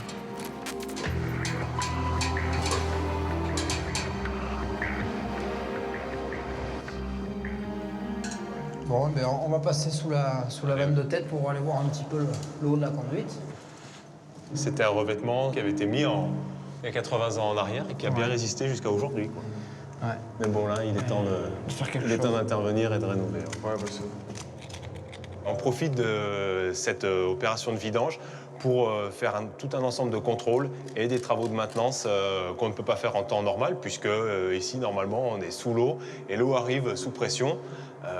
Puisqu'on est 90 mètres en temps normal sous la surface du lac, on a 90 mètres d'eau au-dessus de nos têtes. Donc c'est vraiment une opportunité assez rare, notamment de pouvoir voir le jour depuis l'endroit où on se trouve. C'est quand même c'est exceptionnel, puisque, encore une fois, normalement, c'est l'eau qui s'y trouve, quoi. Guillaume se dirige vers le cœur du barrage, l'endroit où l'eau s'engouffre avant de passer dans la turbine. Ce décor rappelle le Nautilus, imaginé par Jules Verne. Là, nous sommes au plus près de la turbine, vraiment, au niveau de la machine du groupe de production. Et on voit, là encore, des traces du passé. Ces rivets qui ont été posés à l'époque témoignent d'une façon de travailler, d'un savoir-faire, d'une technologie employée partout à ce moment-là. La tour Eiffel est assemblée de cette manière-là. Le viaduc de Garabit, à l'amont de la Truyère, est assemblé par rivetage également. Donc voilà, c'était le savoir-faire d'une génération qui perdure dans le temps et de manière tout à fait fiable, on le voit.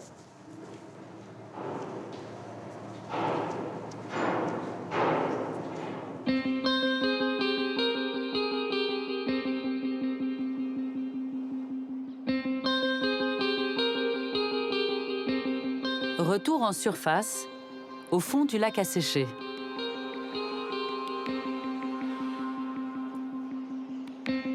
Pendant quelques mois, des visites sont organisées dans la retenue. Guillaume Vuarrand, le directeur du barrage, a rejoint un petit groupe emmené par un guide né dans cette vallée. Ensemble, ils redécouvrent les vestiges d'un temps passé.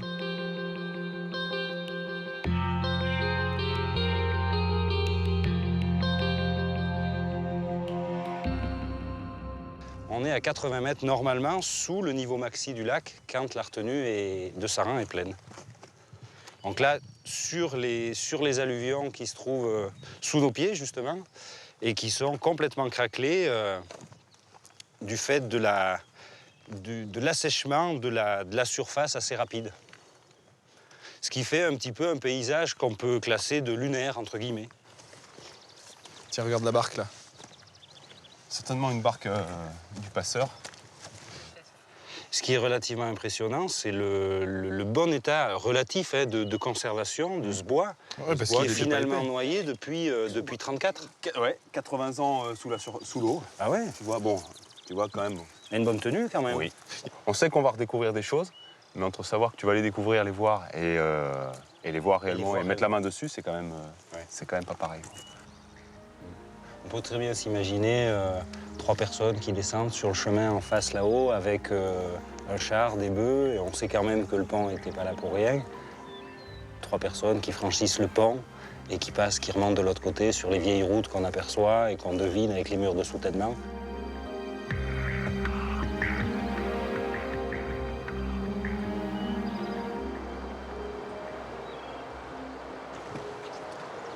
Ce qui est fou, c'est d'entendre le bruit de la rivière. Parce que quand il y a le lac, que tout est calme, que c'est une mer d'huile, il n'y a aucun bruit. Ouais. Alors que là, on retrouve vraiment les éléments naturels. La rivière qui a repris son lit historique. Ouais, initial. Les arbres, en fait, nous le disent.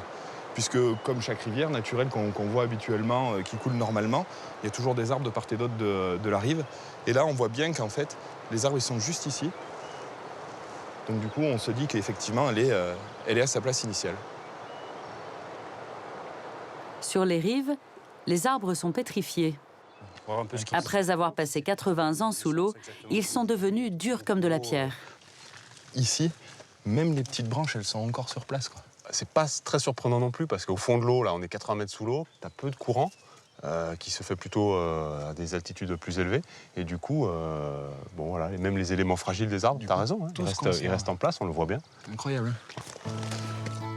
L'équipe poursuit l'exploration de cette vallée noyée, laissant les vestiges de cette ferme, pour aller découvrir quelques kilomètres plus loin, un véritable hameau.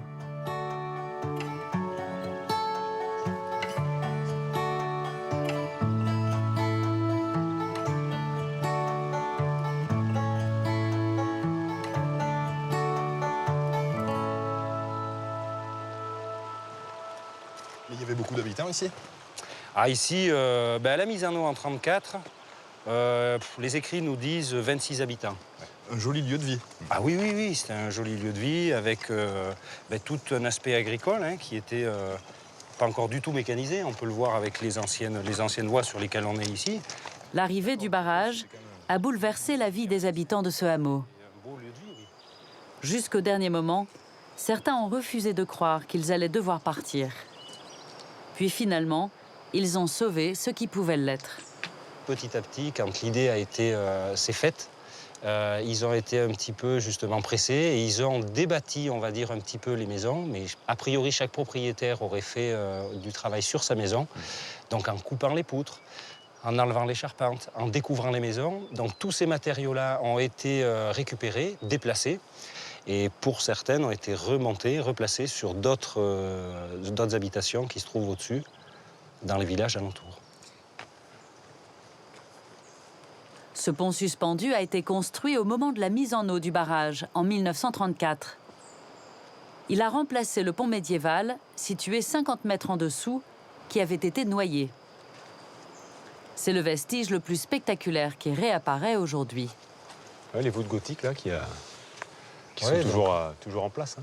Et puis bien conservées. Hein. Ah, la seule chose qui a un petit peu bougé sur le pont, c'est les parapets qui sont juste au-dessus. Sinon après, très bel ouvrage, hein, parce que là, rien n'a bougé. Ouais. Ce pont qu'on a en face de nous, là, c'est un vieux pont gothique, donc à 2 arches, du 14e. Et donc du coup, au temps de la petite Gabelle, hein, la taxe du sel était instaurée, et donc un octroi un péage était bâti ici, au pied de ce pont, et une taxe était perçue à chaque passage. Ouais, tu sais, Fredo, le pont, il est inscrit sur la liste des monuments historiques là, depuis 1927, je crois. Ah, mais c'est pas étonnant. Alors, ce qui est un petit peu dommage, c'est qu'on le voit pas très souvent. Non. La prochaine fois qu'on va le voir, ce sera peut-être dans 15, 20, 30, peut-être 40 ans. Je sais pas à quel âge j'aurai, j'ai pas envie de calculer. En tout cas, ce qui est sûr, c'est que il faut en profiter au moment présent, ça c'est sûr. Parce qu'on le reverra pas de sitôt. Début 2015, le barrage a été remis en eau et la vallée à nouveau engloutie.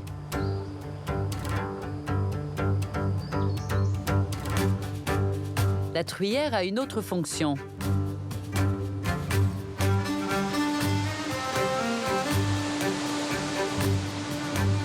L'été, des lâchers d'eau permettent de grossir le Lot en cas de sécheresse. Pour le plus grand bonheur des pratiquants de sport d'eau vive.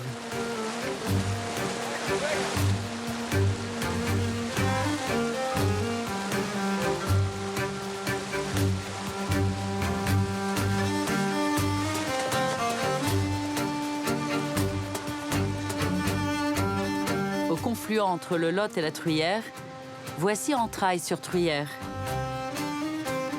Autrefois, le Lot était navigable à partir de ce village.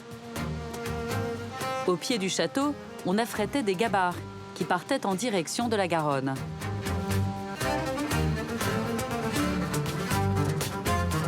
Entrailles signifie en occitan « entre les eaux ».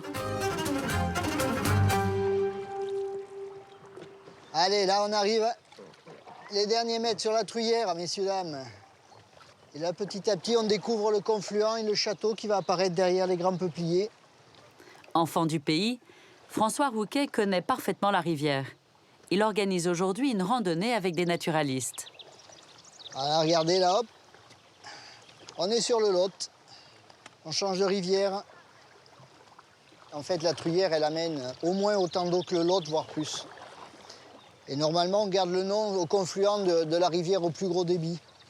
Alors pour les petits tours, on leur raconte que c'était le mariage de Monsieur Lot et de Madame Truyère. Et que donc, à l'époque, on gardait le nom du mari. La vallée du Lot étant la plus habitée, c'est en fait ce nom-là qui a été conservé. Allez, on pagaie un petit peu dans le rapide. Regardez, le bateau en ligne à peu près.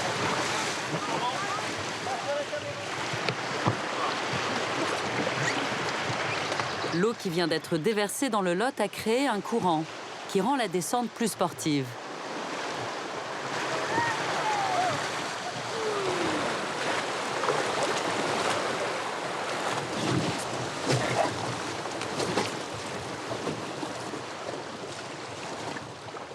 Et là, vous voyez, c'est typique, hein, on a passé un petit rapide, une zone calme. Au bout de la ligne droite, on arrive, il y a un autre rapide. Donc un calme, un rapide, un calme. Ce qui fait que si on a beaucoup d'eau qui arrive sur un gros orage, sur un gros lâcher d'eau par exemple, ça va remplir un bassin et il faudra que le bassin ici soit rempli avant de se déverser dans le bassin suivant. Donc s'il y a des lâchers d'eau, des montées d'eau rapides à un moment donné, c'est très vite cassé, on ne peut pas avoir d'effet de vague. On va vers la petite plage. Sur cette plage, les deux naturalistes vont faire découvrir au groupe les trésors cachés de ce cours d'eau. Le Lot est une rivière d'excellente qualité. La faune y est abondante. Alors ça, ce sont des sangsues d'eau douce. Donc la sangsue, c'est pas la sangsue qui était utilisée. Vous savez, à l'époque, on guérissait les gens avec des sangsues, là. On mettait des ventouses, donc c'est pas ça. Hein. C'est une petite sangsue qui va vivre typiquement de la rivière. Ils sont des parasites, en fait, des animaux sur le poisson. Donc il n'y a aucun risque de marcher dans l'eau avec ces sangsues-là. Il n'y a aucun problème. Hop, elle va avancer et se décoller. Juste après, le groupe repère une espèce qui a envahi la rivière depuis une trentaine d'années. Ah bah tiens. Un signal. Ouais. Écrevisse signal. Tu vas la prendre? Et alors, ouais, comme ça, c'est moi qui me fais pincer. C'est ça. Bon, Je l'ai sorti de l'eau. L'écrevisse signal, pourquoi? Parce qu'elle a ce petit point blanc à la commissure des pinces ici, qui fait que des fois dans l'eau, on ne voit juste que 2 points blancs et on sait que là, il y a une écrevisse signal. Donc ici, on est sur une écrevisse qui n'est pas une écrevisse autochtone, qui est une écrevisse qui a été importée dans la rivière. Donc aujourd'hui, c'est celle qu'on va retrouver principalement dans nos cours d'eau, malheureusement. Maintenant, voilà, il faut faire avec. Elle est aussi source d'alimentation pour bon nombre d'espèces piscicoles. Les truites, elles peuvent les manger, les brochets, les perches, tout un tas de choses. Donc elles font partie de la chaîne alimentaire. Donc aujourd'hui, bonne nouvelle ou pas bonne nouvelle, en tout cas, elles sont là, il faut faire avec, il faut respecter ça. Ah là, si on met le doigt, qui c'est qui veut essayer? Parce que moi, je sais ce que ça fait quand on met le doigt. Voilà.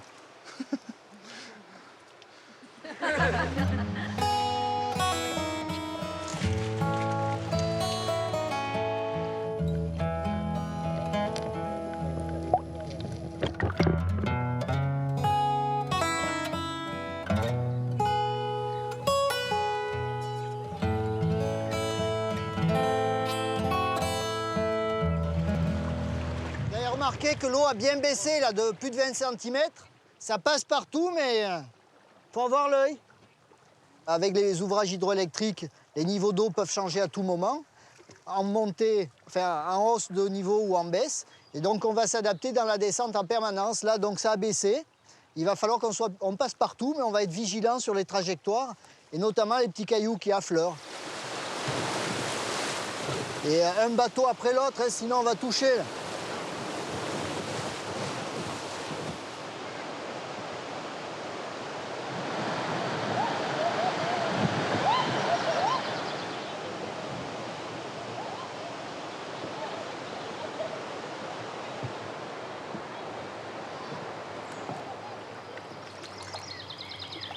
Quelques instants plus tard, le calme revient. Le groupe découvre une étonnante prairie sous-marine, les Potamos. Ce sont des formations de plantes aquatiques. Certains auteurs les ont comparées à des haies à l'intérieur de la rivière, d'autres à des forêts denses à l'intérieur des rivières. C'est des milieux remarquables. Toutes les alevins, les jeunes poissons, même les jeunes amphibiens vont voir là un secteur, une véritable nurserie, un endroit où ils vont pouvoir assurer leur croissance à l'abri des prédateurs. Et donc on va retrouver quasiment toutes les espèces de faune et de flore de la rivière, à un moment ou à un autre de leur vie, vont venir dans ces herbiers-là. Juste à côté, une autre curiosité. Un tapis de coquillages au fond de l'eau, que l'on appelle des corbicules. Voilà, une poignée, regarde, il y en a combien? 50? On ne s'imagine pas qu'il y ait des coquillages dans des rivières. Donc c'est un coquillage qui avait disparu, qui s'était apparemment localisé dans le sud-est asiatique, et qui, petit à petit, donc, semble-t-il, se sont collés à les coques de bateaux, ont réussi à résister à la traversée en mer, ça c'est impressionnant, et donc se sont réimplantés sur la Garonne vers Bordeaux, et petit à petit, elles colonisent l'ensemble des cours d'eau d'Europe. Donc là, elle est bien fermée, on va la forcer un petit peu à s'ouvrir, et là, donc, on voit l'animal à l'intérieur de cette coquille. C'est de la famille des coques, des palourdes.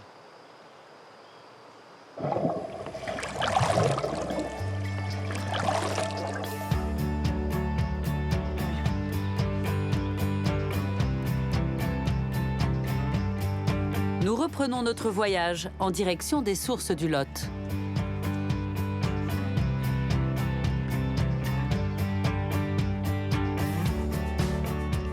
Le Lot, il est là.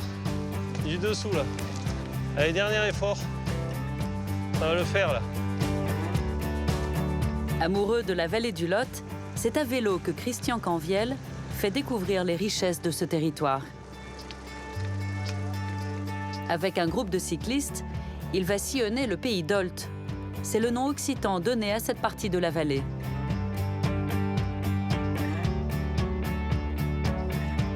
Première étape, Estaing et son château construit par l'une des plus puissantes familles du Rouergue au XVe siècle. Depuis près de 1000 ans, ce village est situé sur le chemin de Saint-Jacques-de-Compostelle.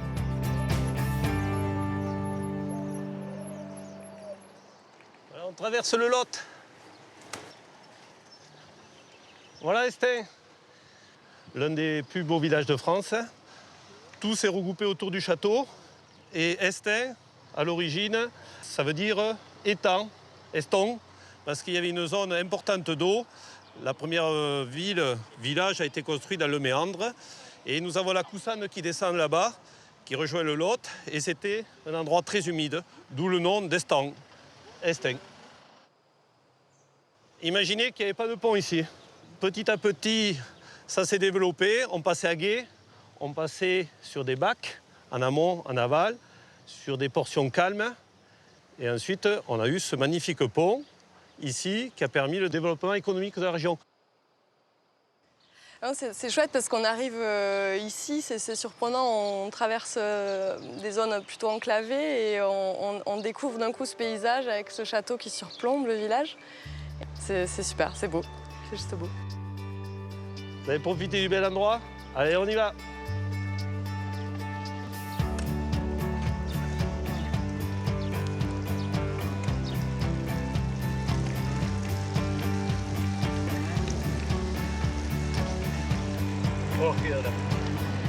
Au pays d'Olt, sur une trentaine de kilomètres, on trouve près d'une douzaine d'églises et de chapelles romanes. Et au détour d'un vallon, l'une des plus étonnantes d'entre elles. Cette église cache un joyau de l'art roman. Bon, on arrive là devant la très belle église en grès rouge de Saint-Pierre de Bessieux-Joule. Ici, on a un superbe clocher-porche qui a été rajouté à la petite église avant le XIIe. Il a été rajouté au XIIe siècle. C'est de l'art roman pur. Derrière ces colonnes, à l'intérieur, il y a une chapelle haute, unique, de l'art roman, dédiée à Saint-Michel. Saint-Michel, c'était l'archange qui est apparu sur des hauts plateaux et tous les sites Saint-Michel sont en hauteur. Le mont Saint-Michel, Saint-Michel au Puy-en-Velay. Et ici, comme on ne pouvait pas la mettre sur une hauteur, puisque l'église était là, on a mis la chapelle haute, encore en hauteur, en l'honneur de Saint-Michel.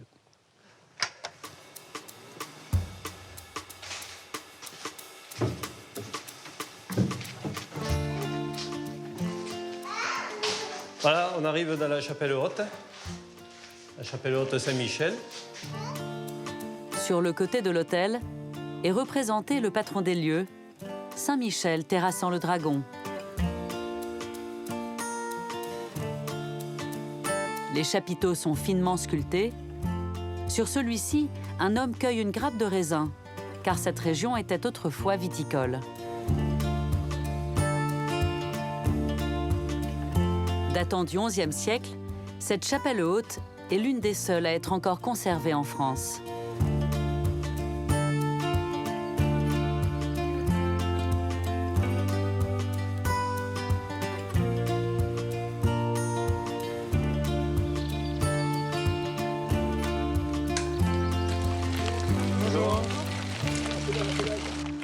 Là, on remonte la voie ferrée et puis on va aller au château de Calmont. De superbes vues sur la vallée. Garantie. Ça monte quoi. Ah, ça monte, ça monte. On va là-haut. Juché sur un piton rocheux, le château de Calmont-d'Olt domine la ville d'Espalion et son pont médiéval.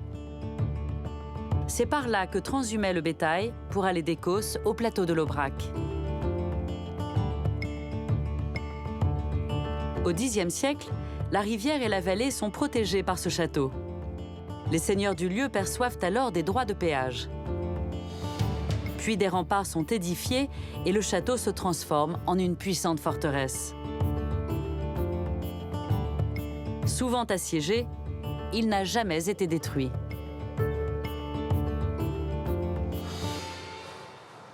Donc là, on a une très belle vue sur le château. Le groupe est accueilli par Thierry Plume, le propriétaire. Il a sauvé ce monument. Sur le château. Ce château a une particularité, c'est une des plus vieilles forteresses du Rouergue probablement, et qui va être occupée pendant près de 1000 ans, qui est une occupation absolument phénoménale, et avec des détails architecturaux comme l'enceinte extérieure, qui lui ont valu d'être classé monument historique, qui a été édifié en 1400, au plein milieu de la guerre de 100 ans, donc le conflit entre France et Angleterre. Et c'est un château qui est qui a sombré dans l'oubli à partir des années 1800 parce qu'il était totalement inhabitable. Il avait été occupé pendant 400 ans par une garnison, donc pas de modification en termes de confort, pas de modification en termes d'esthétisme. Château du haut Moyen-Âge, il s'était figé dans le temps et nous est parvenu quasiment dans son état d'origine, aux effondrements près. On va visiter l'intérieur si vous voulez. Allez, suivez-moi, nous y allons. Quand Thierry Plume le rachète, ce château est en ruine.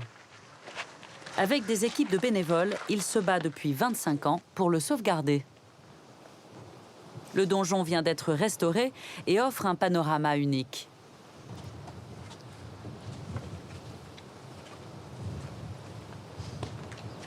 Là, on a une vue extraordinaire sur le château, sa cour intérieure. Vous voyez un peu, on a une falaise qui fait 100 mètres de haut et qui nous protège donc du premier village. Et par rapport à Espalion, on a 200 mètres de dénivelé par rapport au Lot.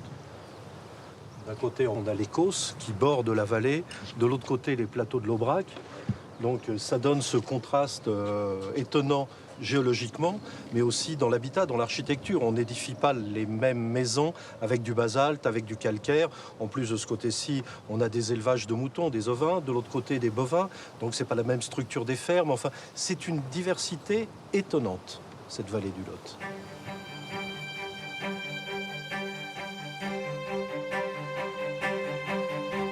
Après Espalion, d'autres villages se succèdent. Comme Saint-Côme-d'Olt.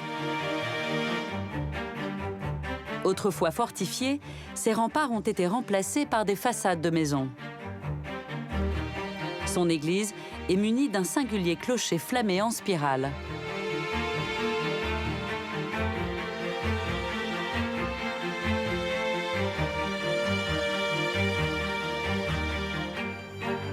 Nous quittons la vallée d'Olt pour pénétrer en Lozère,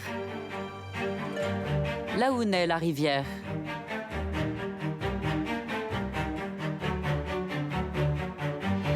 C'était jusqu'à la Révolution le pays du Gévaudan. Ici, le Lot n'est plus navigable. C'est une rivière de moyenne montagne, aux eaux vives.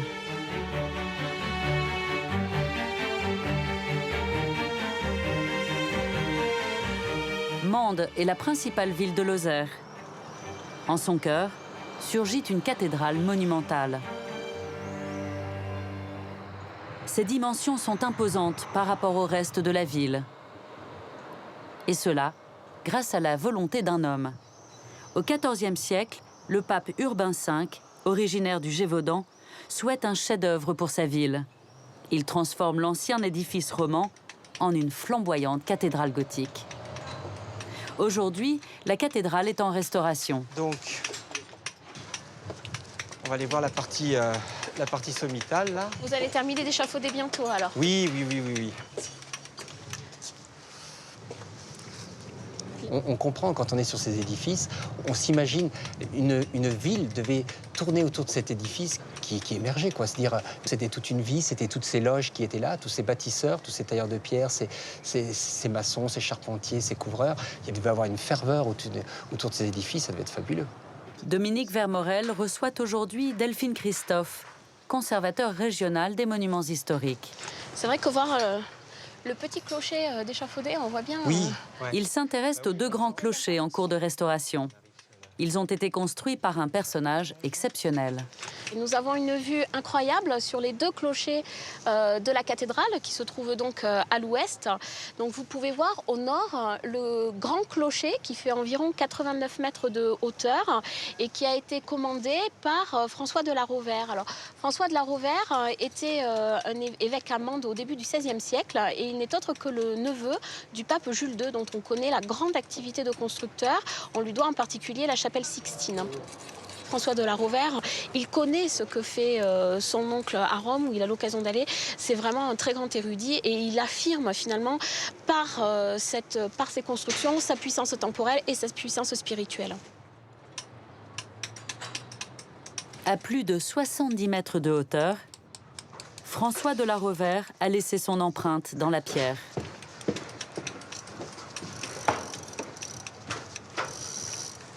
C'est vrai que d'ici, Grâce aux échafaudages, on voit très bien les armoiries de François de la Rovère avec ses armes parlantes, hein, puisque de la Rovère, c'est le Rouvre, c'est le chêne. Et puis on a bien ici aussi les 2 titres hein, portés par François de la Rovère, c'est-à-dire ici l'évêque, et ici effectivement son statut de cardinal avec son chapeau, avec les pompons qui descendent. Les hommes du Moyen-Âge, ils réfléchissent comme nous, ils veulent des choses à la mode.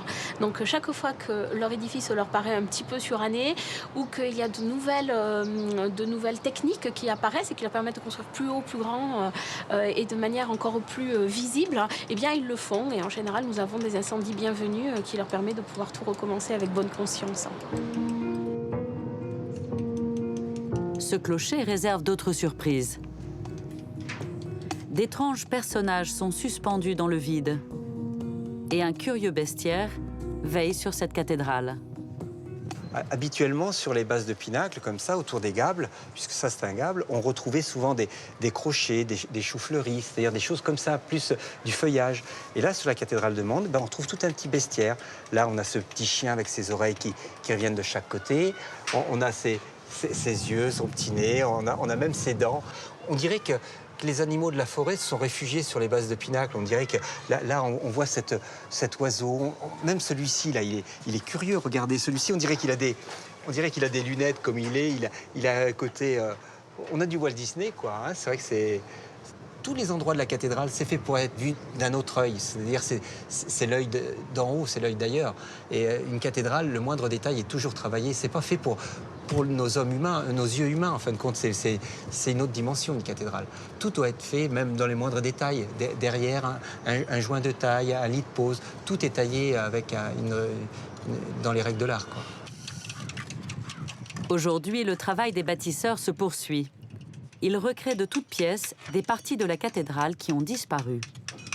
David a participé à toutes les étapes de ce chantier monumental.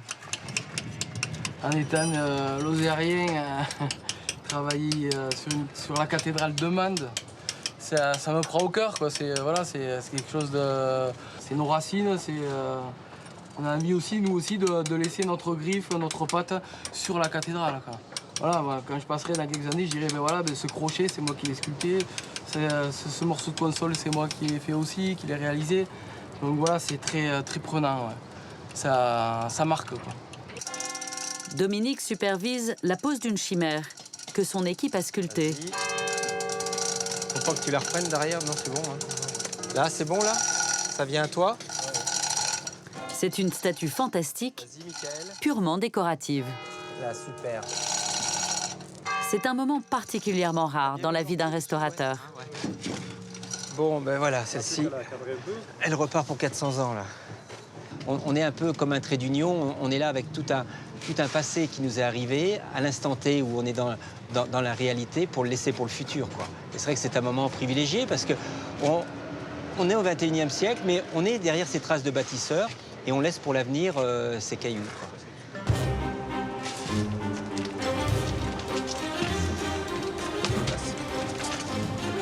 C'est juste, hein, ça va passer. Ça passe? Ouais, c'est bon.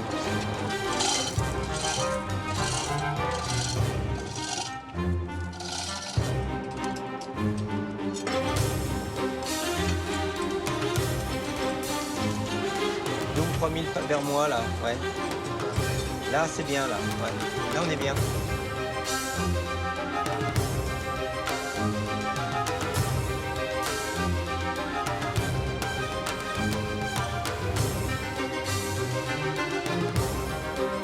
Tout autour de Mende, ces versants abrupts sont recouverts d'une immense forêt. Elle a été plantée par l'homme il y a 100 ans. Auparavant, ces sols étaient complètement érodés, mis à nu par le surpâturage. Les pluies torrentielles descendaient directement dans le Lot et provoquaient des crues, à l'origine de dégâts considérables. Les sédiments étaient emportés par la rivière. Au XVIIIe siècle, ils auraient ensablé le port de Bordeaux.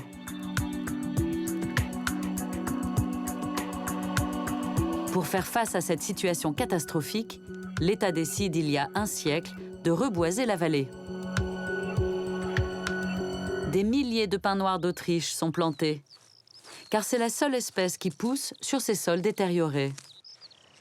Aujourd'hui, ce site est entretenu par les agents de l'Office national des forêts. Alors, ce qu'on voit devant nous, c'est ce qui s'appelle une griffe d'érosion. En fait, c'est le témoin de ce qu'était le sol avant les reboisements. Il faut imaginer que le sol était, tout le versant était comme ça, complètement à nu, pratiquement sans végétation. Et là, ce qui est intéressant, c'est de noter que dans cette griffe d'érosion, progressivement, la forêt est en train de revenir. C'est-à-dire que naturellement, on a plein de petits pins qui sont en train de se réimplanter. Et ça va permettre de limiter cette érosion et de limiter le départ de tous les sédiments emportés par les eaux. Et là, on voit bien les racines qui retiennent le sol. Oui. Là. Là, tous les cailloux qui sont retenus grâce aux racines des arbres. Et on voit jusqu'à quelle longueur ça prospecte. C'est vrai que toutes ces racines-là, je pense qu'elles viennent uniquement de celui-là, quoi. C'est ça. C'est incroyable. C'est là qu'on voit qu'il est bien accroché, lui. Hein. Là, cette racine est bien costaud.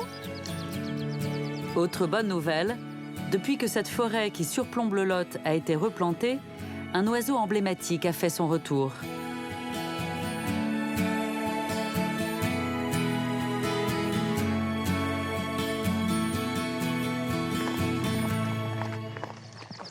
Pour l'observer, Séverine Delorme a rejoint Jean-Pierre Malafosse. Cet agent du Parc national des Cévennes est le spécialiste d'un majestueux rapace, le circaète. Grâce à un affût, Jean-Pierre espère assister à un moment exceptionnel, une séance de nourrissage du jeune. Et l'important avec le circaète, c'est qu'il ne voit rien qui lui paraisse être un être humain. Voilà, il faut bien fermer. On ne va pas dire que c'est un oiseau en danger, mais c'est un oiseau qui mérite quand même d'être surveillé, parce qu'il y en a à peu près 2500 couples en France. Et dans notre zone, nous, on a à peu près 8% de la population française. Donc c'est pour ça qu'on en prend soin, on va dire. T'es prête? Ouais. Pour une bonne dizaine d'heures d'attente. J'espère que ça va venir plus vite. Ça va commencer à se relever. Hein.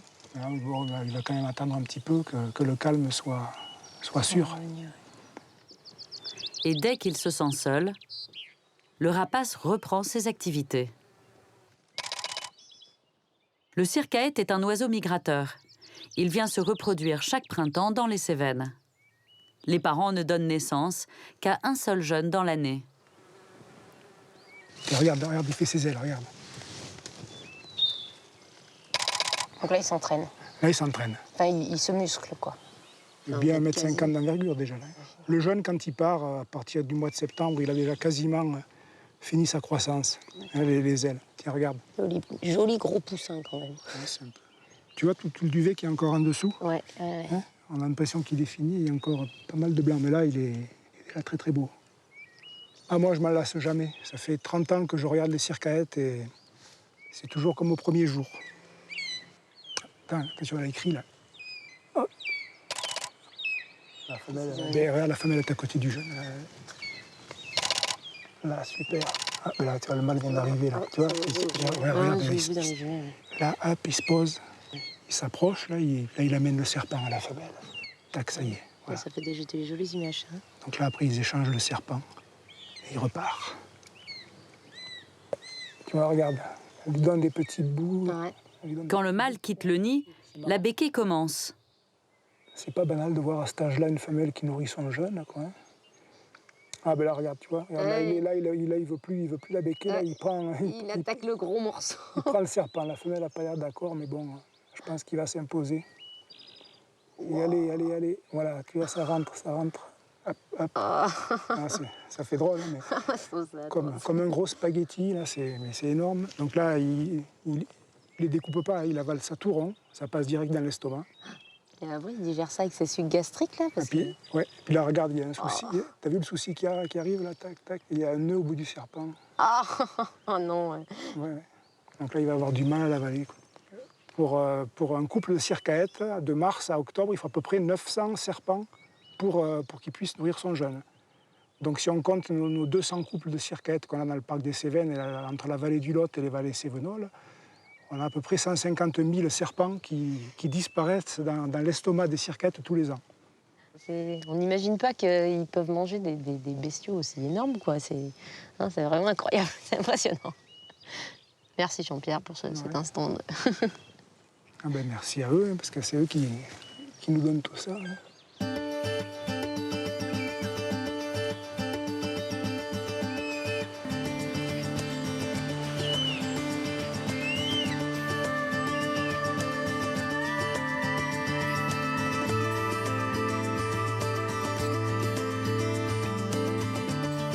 Nous partons au cœur des Cévennes pour atteindre les sources du Lot, en compagnie d'un groupe qui marche sur les pas d'un personnage célèbre, l'écrivain Robert Louis Stevenson.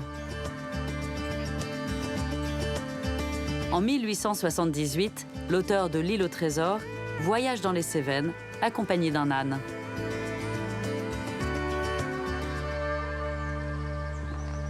Quand Robert Louis Stevenson décide de partir, il a 29 ans, il n'est pas très aguerri sur la question. Donc au village, on le prévient, on lui dit mais c'est dangereux, le fin fond du Gévaudan, là, il y a des brigands, il n'y a pas d'auberge partout, il va falloir être équipé. Donc il réfléchit à la nécessité d'avoir une monture qui va pouvoir lui permettre d'avoir tout son équipement avec lui. Donc il va préparer des peaux de mouton assemblées, cousues pour battre un âne, et puis éventuellement y dormir dedans. Donc la nuit, il retourne son sac de couchage en peau de mouton dans lequel il va se glisser pour passer la nuit à la Belle Étoile, parce qu'il n'y a pas de possibilité de restauration et d'hébergement un peu partout le long du chemin. Il y a un peu plus d'un siècle, Stevenson a décrit son voyage dans son journal de bord. Il y raconte la découverte des sources du Lot. Bon, on arrive aux sources, là. Bon, si on va attacher... On va attacher les ânes? Oui. On y est. Regarde cette pureté, cette clarté. Ouais. Regarde, là. La fraîcheur, le cresson de rivière. C'est le cresson? Ouais. Oh, elle est fraîche. On parle ici, nous, plutôt des sources, puisqu'en fait, tout converge, mais dans un vallon qui va, en fait, venir grossir le Lot. Mais ça, c'est la source, identifiée toujours sur les cartes, depuis l'origine. Ce qu'on sent, c'est que vraiment, tout le vallon ici, marécageux, vient nourrir cette sortie. Hein, ça sourd ici, et puis ça continue dans le vallon. Toute la zone est marécageuse, et il y a de l'eau là, dans ce canal de la source, mais il y a aussi tout ce qui est autour, qui est dessous, dans ce tapis, et qui vient converger et descendre et grossir très vite jusqu'à Mende, en fait. Imaginez que ce gravier va se retrouver à l'embouchure de la Garonne.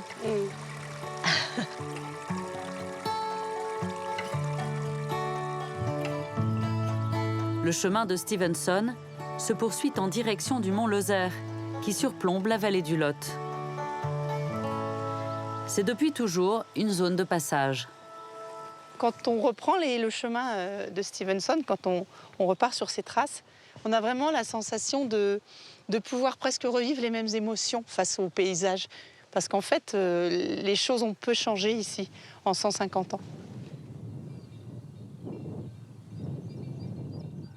Ces immenses étendues peuvent se couvrir rapidement d'un épais brouillard. Au fil des siècles, les hommes ont créé des alignements de pierres pour se repérer. Ah, ça, c'est très important. C'est les pierres qui permettent, c'est les balises qui permettent de traverser le massif par tous les temps. Parce qu'en fait, la pluie s'arrête et les nuages s'arrêtent sur le massif, le dôme du mont Lozère. Et donc là, tu vois, c'est vraiment un alignement qui permet aux pèlerins, aux colporteurs, aux randonneurs de retrouver leur piste.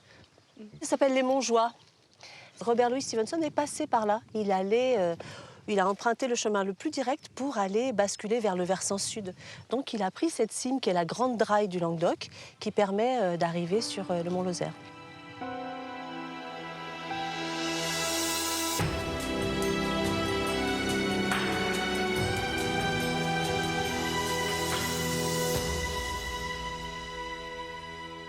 C'est un peu, tu vois, les dômes de granit avec ce tapis végétal souple. Il n'y a pas de frontières, il n'y a pas de barrières. C'est l'espace ouvert. Et on arrive. On arrive à la cime, oui. 1699 mètres. Il y a une de ces lumières. La lumière est douce, oui, magnifique. Le groupe arrive à destination, au sommet du mont Lozère. Alors d'ici, par beau temps, au fond, à gauche, on peut voir un petit liseré argenté qui effectivement est la Méditerranée. La baie de Sète est visible d'ici. D'ailleurs, il le décrit. Il a cru voir, il a aperçu les voiles blanches dans la baie de Sète. J'oublie un peu qu'on a marché sur les traces du passage de l'homme, qu'on a suivi les mangeois, qu'on a suivi les mots de Stevenson. Et je me trouve, je dis pas seul, mais en face de l'immense, des grands espaces, le ciel, le changement de la lumière.